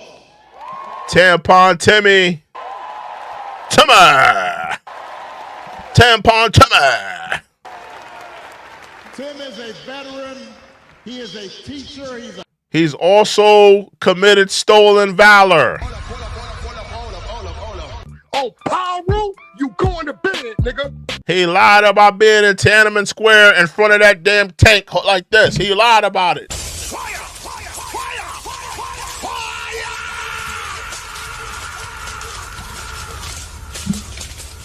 Tim Walz said, I was the man standing in front of the damn tank. I told the tank, you shall not pass. You see these tampons in my hand, you shall not pass.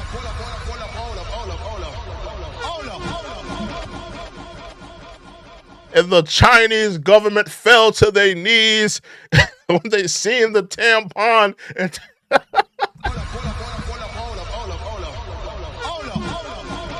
let me stop. Okay.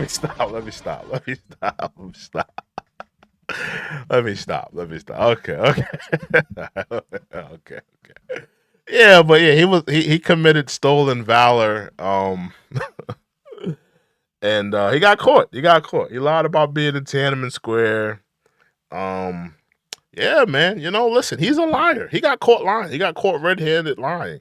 Now, in my opinion, if you get caught red-handed lying, I don't feel like the country can trust you. He got caught lying. And listen, politicians lie. That's fine and dandy. But you got to own up to your lie. He didn't really own up to the lie. He said, "Oh, I was just being a knucklehead." No, sir. There's a difference between being a knucklehead and just being a bold-faced liar. You was a bold-faced liar. Not about being a knucklehead. Not about being a knucklehead. You could be a knucklehead, but you could also be a liar. I feel like it was a bald-faced lie. And it was very disrespectful to the people, to the men and women that have served. To the men and women that have served the country and they've been there in active duty and stuff like that. Very disrespectful to those men and women. Very disrespectful. I got a lot of respect for the people that serve. Very disrespectful, and he did commit stolen valor. He is guilty of stolen valor. He's guilty of it, doesn't take away from his career, but he is a liar. He's been caught lying. So, I don't think the American people can trust him, in my opinion. The coach, he's a hunter. He's been a great governor working with Democrats and Republicans to get stuff done. He can also take a vintage truck apart and put it back together again. You think Donald Trump can do that? He can also install a tampon dispenser in the boys' bathroom. Don't forget about that now. Don't forget, he can also do that now. For that matter, do you think Donald Trump has ever changed a tire in his life? Barack, we could say the same about you. Please stop. We could, come on. Does Barack Obama strike you as somebody that can change a tire? I don't even think he could change the windshield the windshield cleaner. You talking about the damn tire?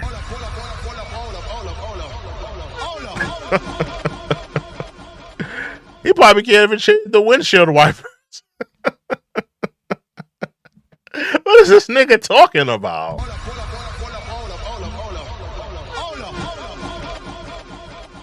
Absolute lunacy. Absolute lunacy. Let's continue. I'm just trying to picture. I'm trying to picture you changing the damn tire. I can't picture Barack Obama changing the tire. I could picture you changing Michelle's oil. I can see you changing her oil or his oil. But I can't picture you changing the tire, Barack. I can't.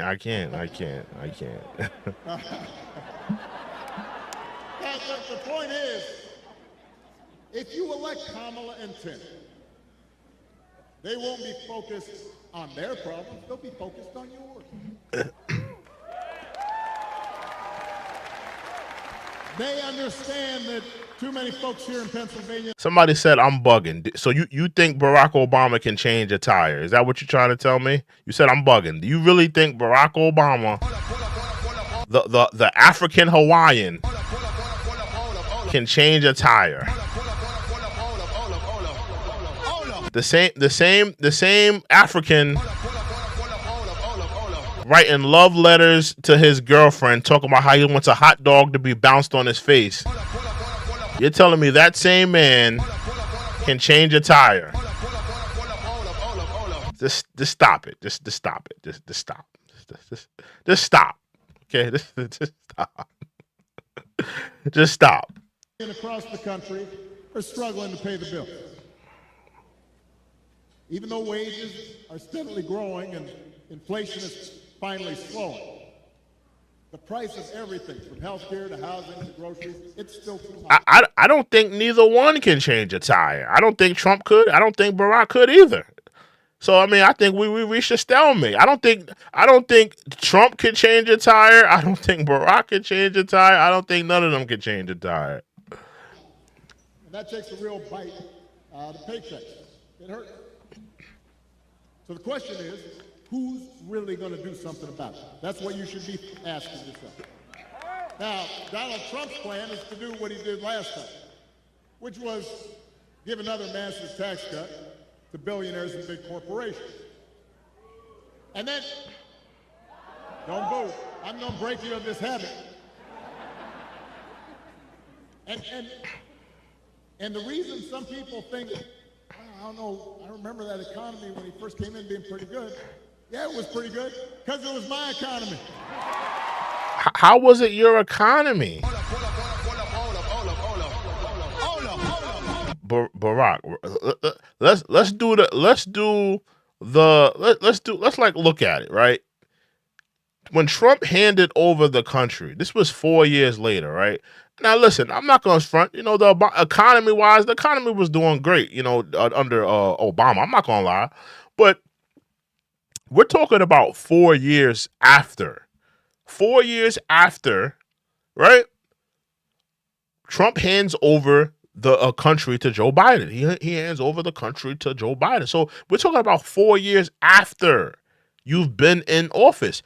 Trump handed over the office to Biden, and that's when the country goes away. So if you did so well with the economy, right, Barack Obama, if you did so well,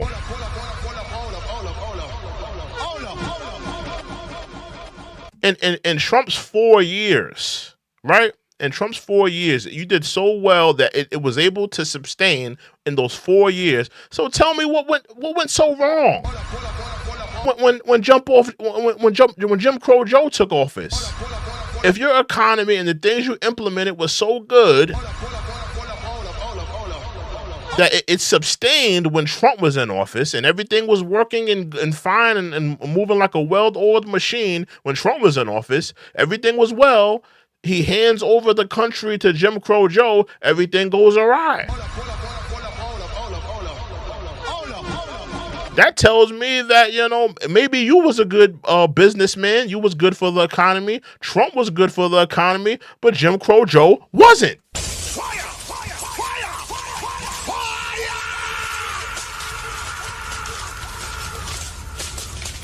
That's what that tells me.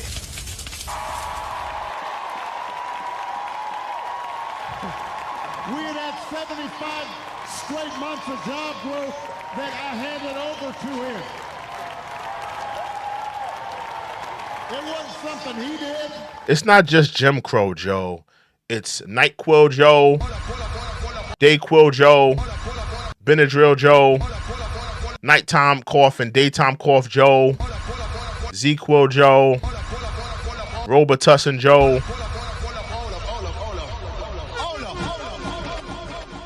Jim Crow Joe. Of course, we got a lot of Joe. Ice Cream Joe.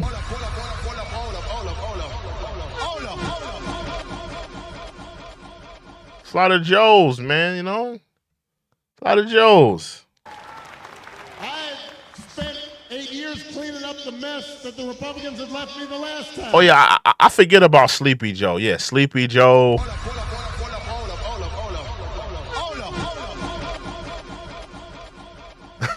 Don't forget about mountain bike Joe when he fell off the mountain bike.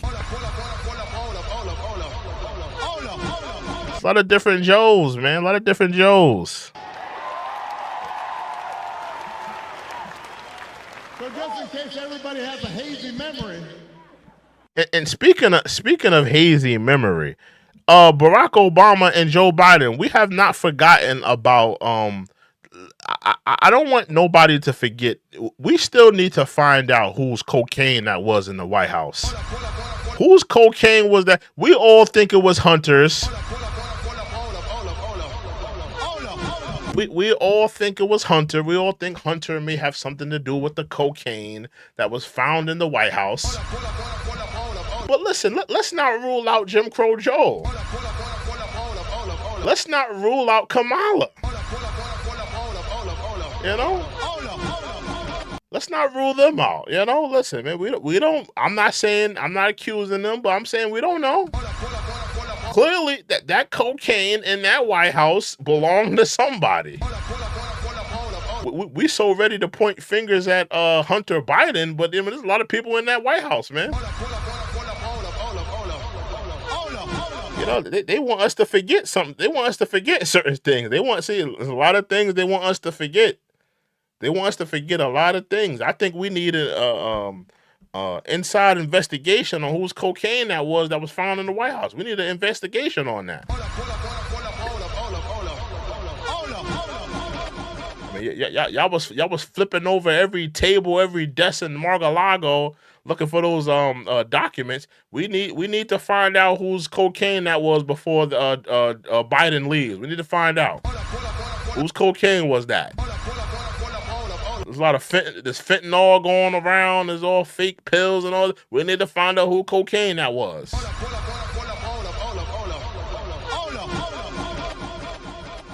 Cocaine in the White House. He didn't do nothing except those big tax cuts. His other big economic plan now is to slap tariffs on everything. You know another funny thing about Barack Obama campaigning for Kamala. You know what's funny about it? He's sitting up here criticizing Trump on all the things he wants to do and his track record. But I'm not hearing one thing that he knows of the Kamala Harris campaign that he could tell us Kamala's going to do this and Kamala's going to... Obama, this is your chance right now. Tell us what makes Kamala so great. Give us her plan. You're telling us about the Trump tax cuts and what Trump did and what Trump did here, yada, yada, yada. Well, this is your opportunity, Obama. Tell us what makes Kamala so great. Give us her plan. You're articulate. Break it down for us. What makes Kamala so great? Give us her plan. Give us what she's going to do. Let us know right now. You know everything, right?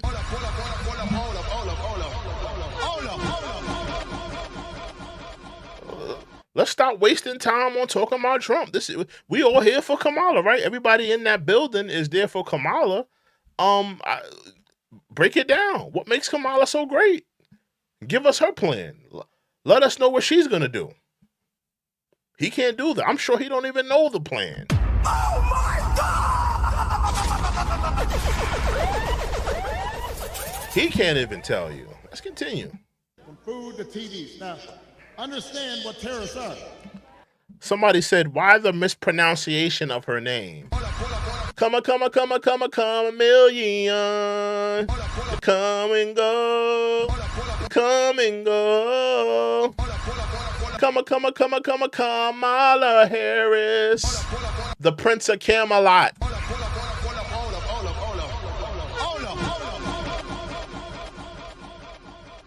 Listen, man. However I pronunciate her name is how I feel like pronouncing it, right? The great Kamala. Yeah, you remember that wrestler, the great Khalid, the great Kamala.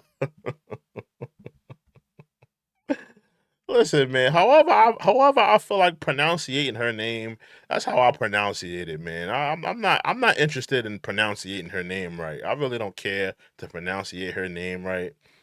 I don't care.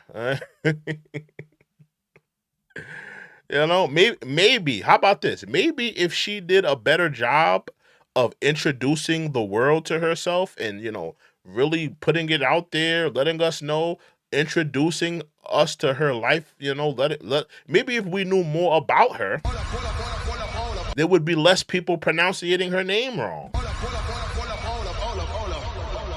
Think about all of the actresses, all the actors out there that are from like different countries that have like these ethnic names, or even like, black people that have these ethnic names, we learn about them. They sit down, they give interviews, they introduce themselves, they take the time to let the world know who they are. Kamala Harris hasn't done that. So it's nobody's fault that it's nobody's fault that we're pronouncing her name wrong. It's her fault. Because there's plenty of celebrities with ethnic names, different names, spelled wrong, spelled differently, pronunciated differently, that we know how to pronunciate their names. We know how to pronunciate some of these people's names because they've introduced themselves. They've put themselves out there. They've done interviews. They've corrected people. They have the cachet out there of showing the people who they are. Kamala Harris has not done the work to let people know who she is.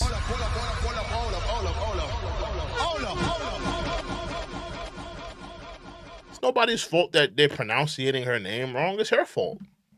Anything that's coming from out that's made elsewhere and comes here, you slap extra money on top of it. He ain't really talking about nothing. We about to we about to move on to the Diddy segment, man. Because he ain't really talking about nothing. Let me see. In some cases, because he ain't really talking about nothing. It makes sense because you want to have a fair playing field. But what he's proposing is basically a Trump sales tax that could cost the average family almost $4,000 a year. So if you're concerned about higher prices, that is not. Somebody said, "Get off the porch, DeBrickashaw." You know, DeBrickashaw Ferguson. He's from my community. He's actually from where I'm from. The way to get lower. He actually has a street. He has a street in my hometown that's named after him too. So yeah, DeBrickashaw. It's funny that you mentioned DeBrickashaw, but yeah, DeBrickashaw Ferguson. He's from my town. There's a street named after him. It's funny that I seen somebody mention that. Prices. That's gonna come out of your pocket. You think prices are high now? Donald Trump's message basically. You think prices are high now? Yeah, they are high now. And you know what the crazy thing is? Because he's gonna say, you think prices are high now? Wait till he get in office. Barack Trump was in office and prices were not high. If we compare the two, we're gonna see. Well, listen. Inflation was during Joe Biden, and there was no inflation during Trump. So I mean, he's not saying nothing. I'm gonna be honest with you guys. He's not saying nothing. He's really not. He's not saying nothing. You ain't seen nothing yet. All right, so that's as far as you can tell. See that fell flat. Y'all saw that, right? That fell flat. Let's run that back. That fell flat. Because nobody in the crowd was trying to hear that.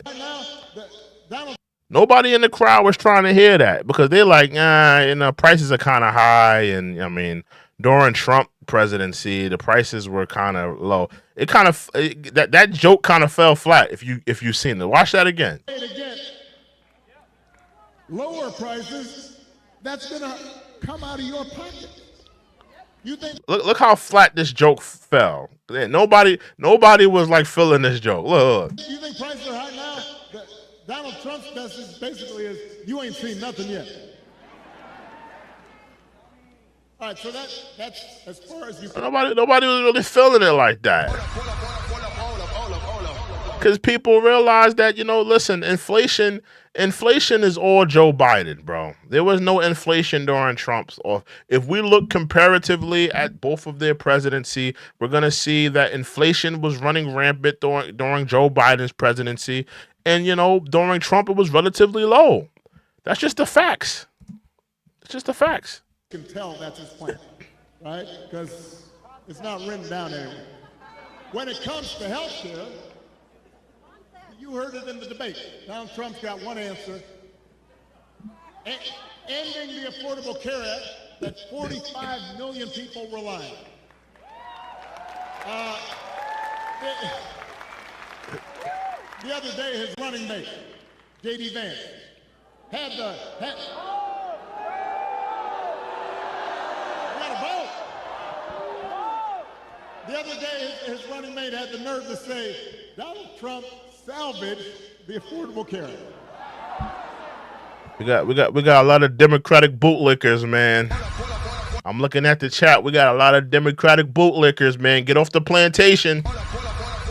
You see a black man criticizing the Democrats, and you know you're trying to get the taste of boot off your lips. Trying to get that shoe polish off your tongue. Get off the Democratic plantation, man. Listen, man, I'm not a Republican. I'm not a Republican. I'm not a Democrat. I'm not on neither plantation. But you know, the problem is you got like a lot of liberals. They come here, they see a black man criticizing the Democrats. They just came from a tongue kissing a boot on the Democratic left side. And they're outraged to see anybody question or challenge the Democrat. It's crazy. Get off that plantation and get the taste of boot out of your mouth. Get Jim Crow Joe's boot out of your mouth. Get off the plantation, man. You've been there for 50 years. You ain't never been incentivized over there. Get off the plantation.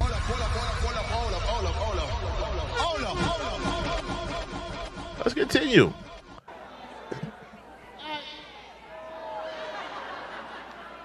I mean, Donald Trump spent his entire presidency trying to tear it down. And by the way, he couldn't even do that right. And now, 8 years after he was elected, when he was asked about what he was going to do, he says he's got concepts of a plan. He got to stop with this. Kamala Harris damn near said the same thing. She said that we're working on some things. She said the same damn thing. Listen. Did Trump say that? Absolutely. He did say he had concepts of a plan. Now, listen, you can hold him accountable for that. You should. But you got to hold Kamala, too. You got to hold her accountable, too. I know y'all saw that 60 Minutes interview. She didn't have no plan. She didn't map out no plan to fix things. Her plans were all rainbows, unicorns, gumdrops, and rainbows. She's banking on small businesses to save the damn economy. Tyrone starting a record label in his basement. You're gonna now fix the economy.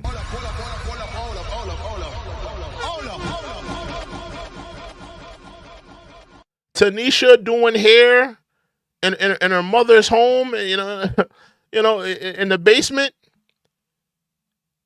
Running a little small hair salon in the basement of your mother's home, you're now gonna be running the economy now. Little Timmy starting a rock band in his family's garage. You're gonna be running the economy now. She's banking on small businesses to fix the damn economy. That's what her plan was. So let's be clear here. She has no plan. She has nothing that she's mapped out to fix the economy. They're both guilty of not having a plan ready. Clearly, Kamala's guilty of it as well, because if she had a plan, wouldn't she be implementing it now? Wouldn't she be putting things in motion now? She's in office now. Why isn't she implementing it now if she had a plan?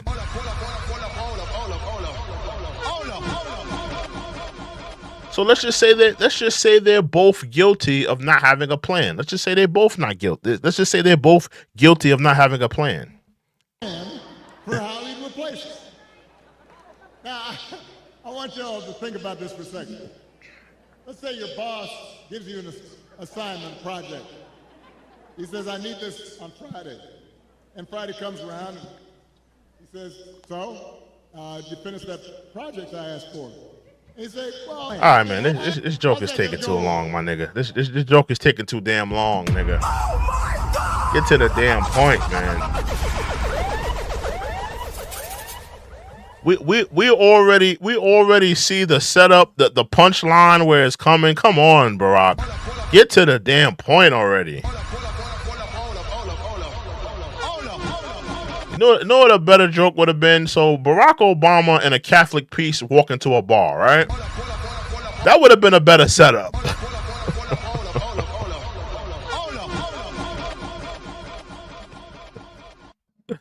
That would have been a better setup to a joke. I don't want to hear about, you going into the school and not doing your homework. Yeah, I don't want to hear all of that. Yeah, come on, man. Let's continue. If it wouldn't work for you, why in the heck should it work for the President of the United States?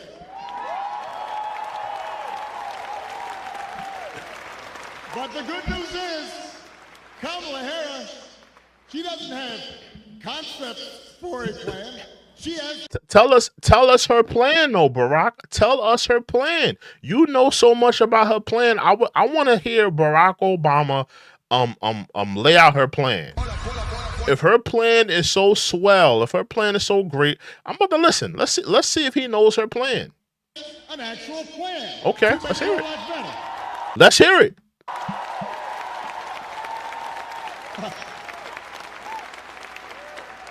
Let's hear the plan. Let's hear the plan, Barack. To bring down the cost of things like groceries. No. You're telling us what she wants to do with the plan. What's the plan? What's the plan, Barack? You just backed yourself into the corner. You're talking about, she's gonna bring this down. What's the plan? How is she gonna bring down the cost of groceries? I don't hear a plan, sir. Let's continue. That's not a plan. That's what she wants to do. She'll go after corporations that are jacking up prices. That's not a plan. What is she going to do? How is she going to do that? Is she going to go through Congress? What's the plan to do that? Will she put something in place? That's not a plan. You're talking about what she wants to do. That's not a plan that's mapped out. That's concrete. I don't hear a plan yet. Just like she went after big banks and for-profit colleges when she was an attorney general in California. What's the plan? What's the plan to do it? What's the plan? Map out the plan. Lay it out like a blueprint. What's the plan? And believe me, when she does, nobody's going to want to stand in her way. We didn't hear no plan, and he just starts talking about something else. Oh my God! All you got to do is pay attention to these Democrats, man. They're deceivers. They're liars. He just accused Trump of not having a plan. Then he goes to say that Kamala has a plan. Then he goes into not telling us what the plan is. She has no plan. What the hell? Oh my God! He just went into this whole spill about her having a plan. Then he doesn't tell us the plan. I remember after the home mortgage crisis, Kamala pushed me and my administration harder than any other attorney general in the country to make sure homeowners got a fair settlement. It did not matter that she was pushing a Democratic administration. She was not going to let anybody stop her from winning as much relief as possible for the families who deserved it. And because of the work she did, those families got billions more than they would have otherwise got. That's the kind of president Kamala Harris will be. So why isn't she doing it now, Barack? What's stopping her now? You got to remember, when you're the incumbent, and that's the thing, she's trying to hide behind Joe Biden. Kamala Harris, you're the incumbent. You're in office right now. You can't hide behind him. You're just as accountable as Joe Biden. You are part of the same administration. You are the incumbent. You can't hide behind him. Why aren't you fixing things now? Why aren't you fixing the economy now? She's gonna have to deal with that. In the next 20 some odd days, people are going to be thinking about this. Why aren't you fixing these things now? You're in office now. Fix them now. Don't wait for election night. Do it now.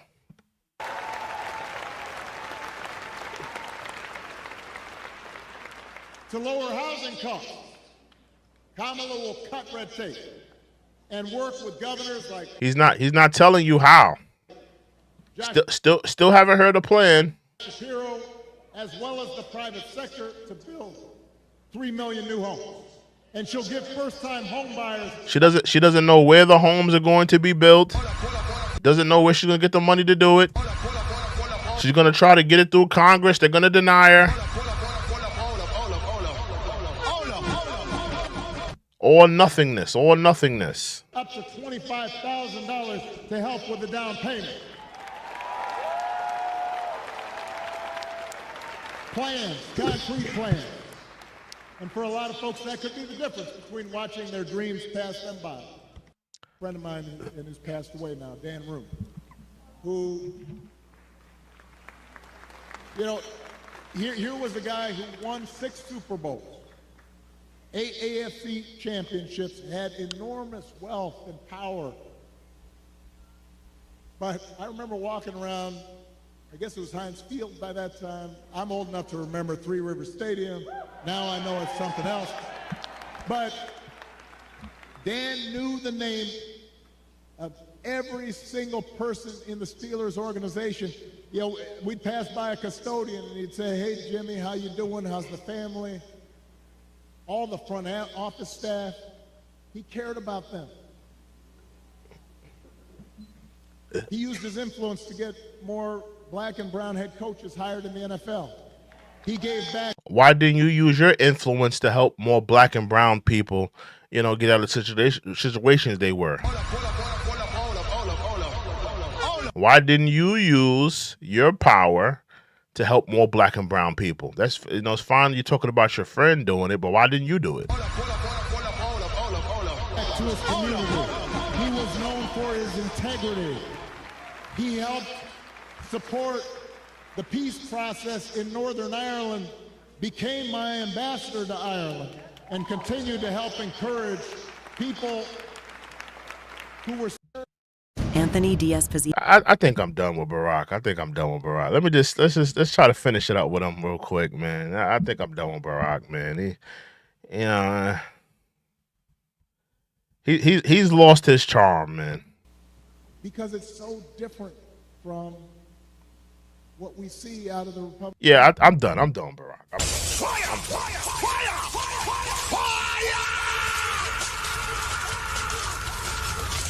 Barack, you have done nothing for black people. You lied to us. You scammed us. You deceived us.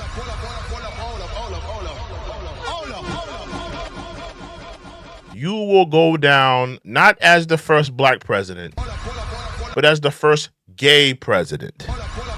That's your legacy. Your legacy is that you will go down as the first gay president, not the first black president, because you're not a black man.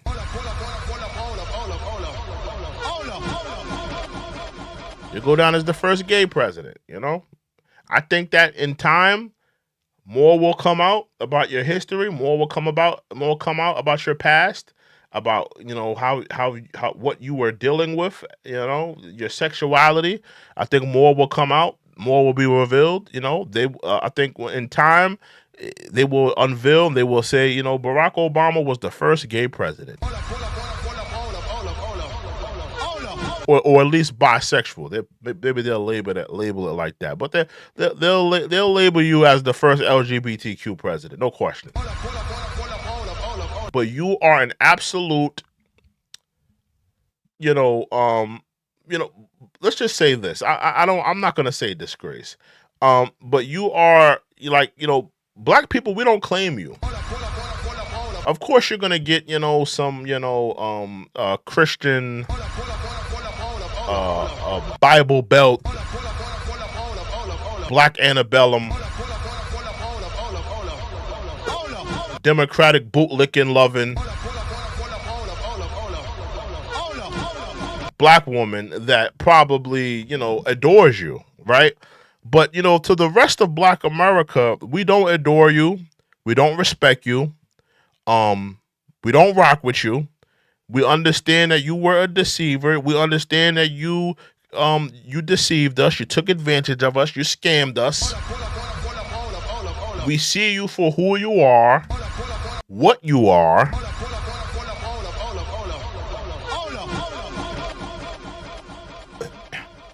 And yeah, you know, it is what it is. You know, we got scammed.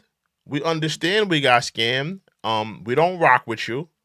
It's not like you're gonna pull up to the communities anyway. You're not gonna pull up to the communities and show your face because I think you're ashamed.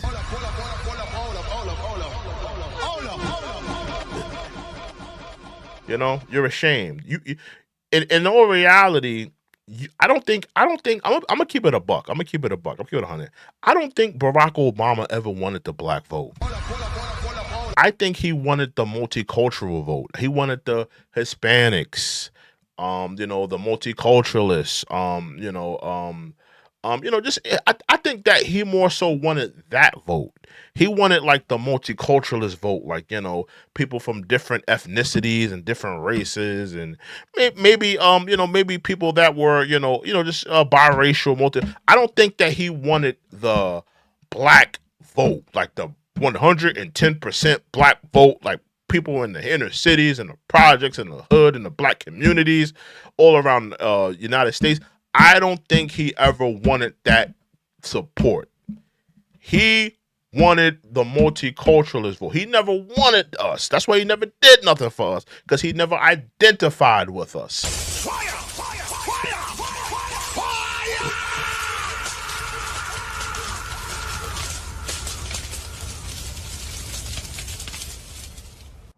You know, I like what Richard said. He says I'm voting for God. I like that.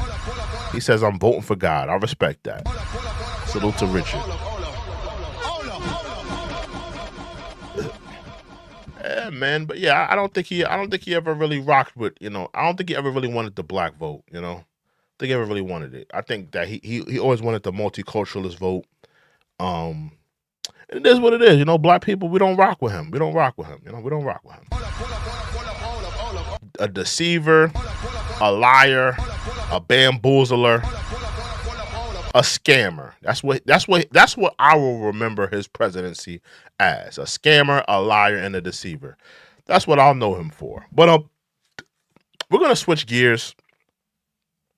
I wanted to talk about P. Diddy, right? P. Diddy. Is this the clip I'm on right here? Hold on. Y'all give me 1 second. Oh damn! Where did my P. Diddy clip go? Y'all give me 1 second. I gotta get this P. Diddy clip back up here. Give me 1 second. I think this is it. Yeah. So P. Diddy, right? NFL. 1 second. So P. Diddy got denied bond for a third time.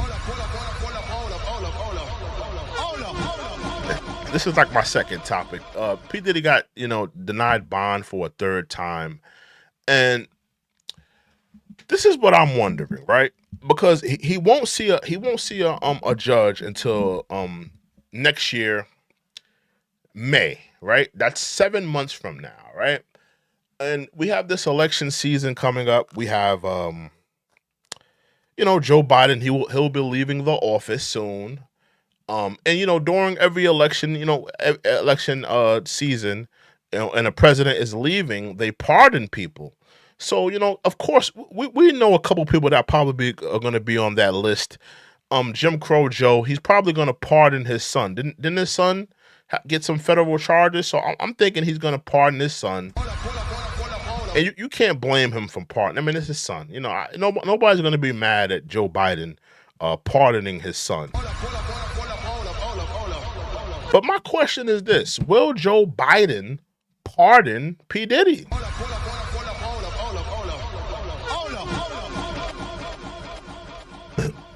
Do you think? Now, keep in mind, the Democrats the Democrats, they have used Diddy 100 times, right? They've used him 100 times. Whether it be like the vote or die campaign, whether it be campaigning for Barack, campaigning for Hillary, they've used him. They've used him. Now he's been a little critical of the Democrats in recent years. But if you go through his catalog, if you go through his history, he's been a big champion of the Democratic left. And I think that the Democrats should pardon him because, he's gotten a lot of black people out to vote. He was highly influential in the vote or die campaign. All of your Democratic nominees from Barack, Hillary, like I've said, he's championed them. He's helped them. He's campaigned for them. He's been on those trails. So if there's anybody that deserves a Democratic pardon from a Democratic president, it's P. Diddy. Fire! Fire! Fire!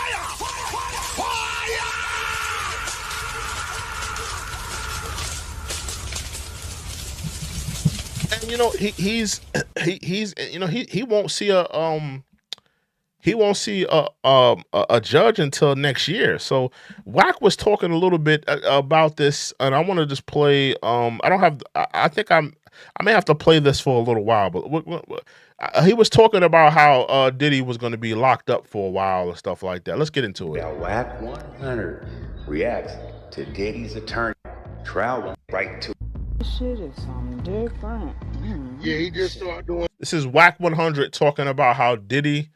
He lost out on his third bail attempt. He won't be getting bail. So he's gonna talk a little bit, about Joe Biden possibly giving him a pardon. Time officially today. Even like I'm gonna bail out today. His whole mental is shook. When they told that nigga next court date May 2025. May 2025. Think about that. That's 7 months from now. I mean, election night is about 20 plus days from now.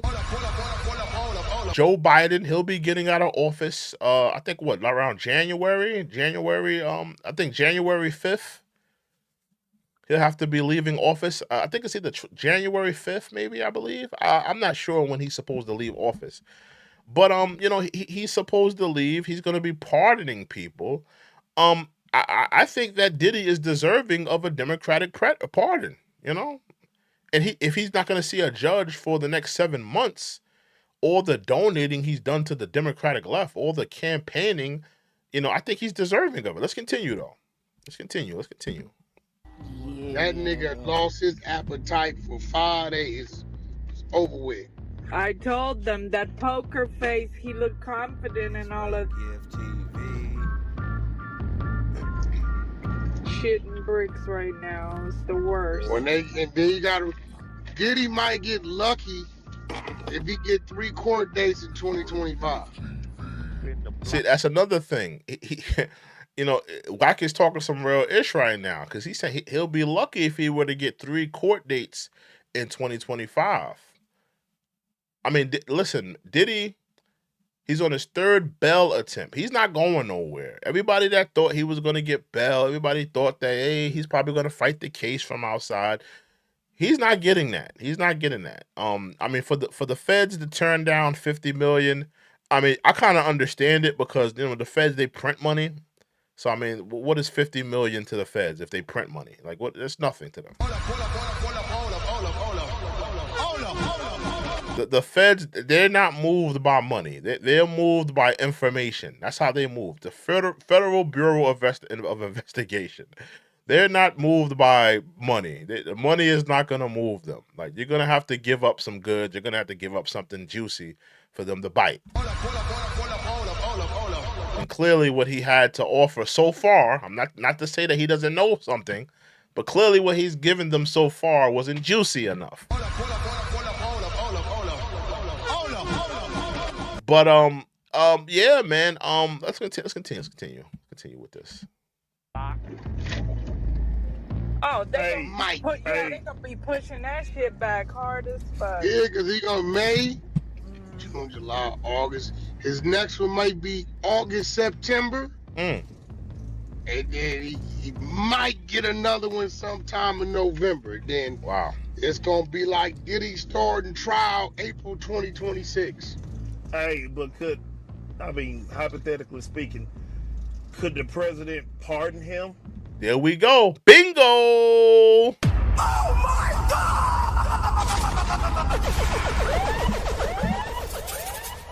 Can Jim Crow Joe pardon him? Can Jim Crow Joe pardon him?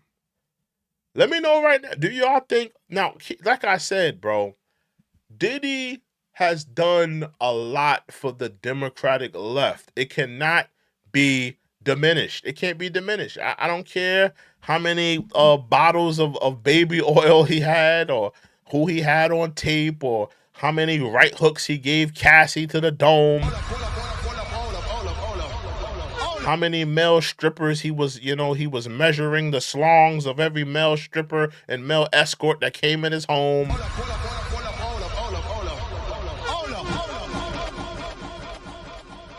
All the pink cocaine. I don't care about none of that. He has done a lot of work for the Democratic left. I'm talking about donations. I'm talking about going out there on the campaign trail, galvanizing the black vote, telling black people, go out there, vote for your candidates, vote for the Democratic left, vote for Barack, vote for Hillary, vote for the Democratic left. He's done a lot for the Democratic left. I think that the Democratic left owes Diddy a favor. Fire! Fire! Fire!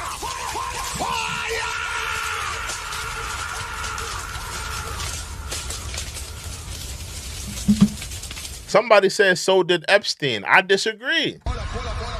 Epstein may have donated. Epstein may have donated, here or there. Was he on that campaign trail? Was he on that campaign trail? Diddy was on that campaign trail for Barack. Look it up. He was on them campaign trails talking to black voters.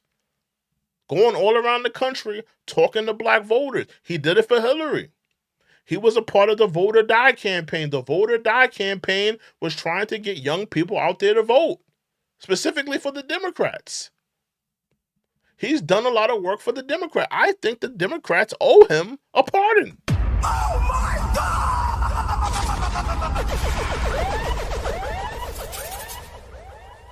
I'm just keeping it a buck. Yo, get this exile weirdo out of here. What are you talking? Nobody's condoning. What are you talking about? Yo, clap him out of here. Clap. You're clapped. Get out of here, bro. And don't ever come back. You're clapped. Yeah, you sound like a weirdo, bro. But in terms of this whole discussion, I just feel like, and let's be real, they've pardoned some people before that, Trust me, they've pardoned some more, sketchier people than Diddy. Trust me. And so far from what the feds have brought out, I haven't seen anything in terms of I don't even want to say it, but anything of dealing with kids or anything. I haven't seen it. I haven't heard of anything like that. It's more so with women. Women that are grown, but there is talk of drugging. There is talk of, coercion, threat of intimidation. There's allegations of rape. There's now that may be an uphill battle for him. But in terms of, Diddy being owed a favor by the Democrats, I think that's in line. I think that's in line, in my opinion. I really do. He's been doing a lot of work for the Democrats. Let's continue what Wack was talking about and what they were saying on here. Pardon him or what? He ain't convicted or not. That's what I was going to say. Or does he have to wait till he get convicted? He ain't convicted or not. Damn.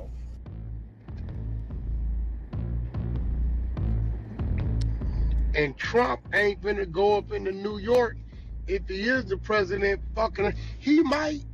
Trump might go up in there to piss him off and try to do. Let me see. Hold on. Give him a second, y'all. He just might.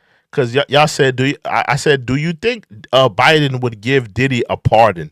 41% of you say yes. 59% of you say no. Like I said, the only thing, it's an interesting topic, but I think the only thing that's working against him is, all of the sexual abuse claims. And I think that's what's working against him. If this was like some firearms and drugs, I think he would get a pardon. If the feds indicted Diddy, just hear me out. If the feds indicted Diddy just for firearms and pink cocaine, I think that Joe Biden would have no problem giving him a pardon. I don't think he'll give him a pardon. I think he would give him a pardon. I don't even think it would be a question for him to give him a pardon. I think that it gets sketchier and it gets a little bit harder for him to give him a pardon when you were talking about victims and people alleging that they were victimized and you got accusers coming forward. It looks sketchier. So, he may not get it. It's kind of a shot in the dark, but, I'm not going to rule it out. Not going to rule it out. Could be a shot in the shot in the dark, but it's just something to think about. Just something to think about. But I just want to know what y'all thought of that. Let me see. Let me know in the chat though. Do y'all think that Diddy would get a pardon from Biden?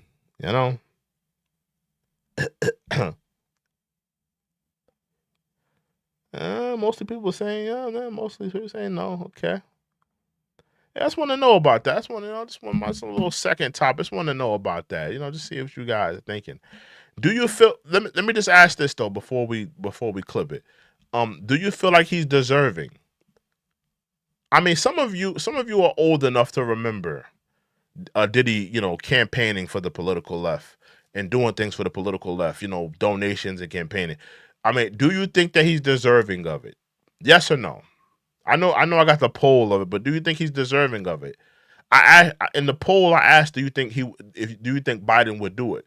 But do you think that Diddy is deserving of a pardon from the political left, right? Is he deserving of it?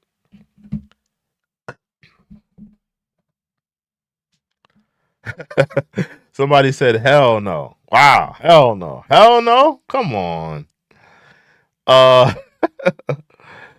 Pot Lover says, with Biden, anything is possible. Again, listen, man, his son, is shooting up a crack rock and shooting skag between his toes. Like, let's stop acting like Biden is holier than thou. His son is doing all types of wild stuff.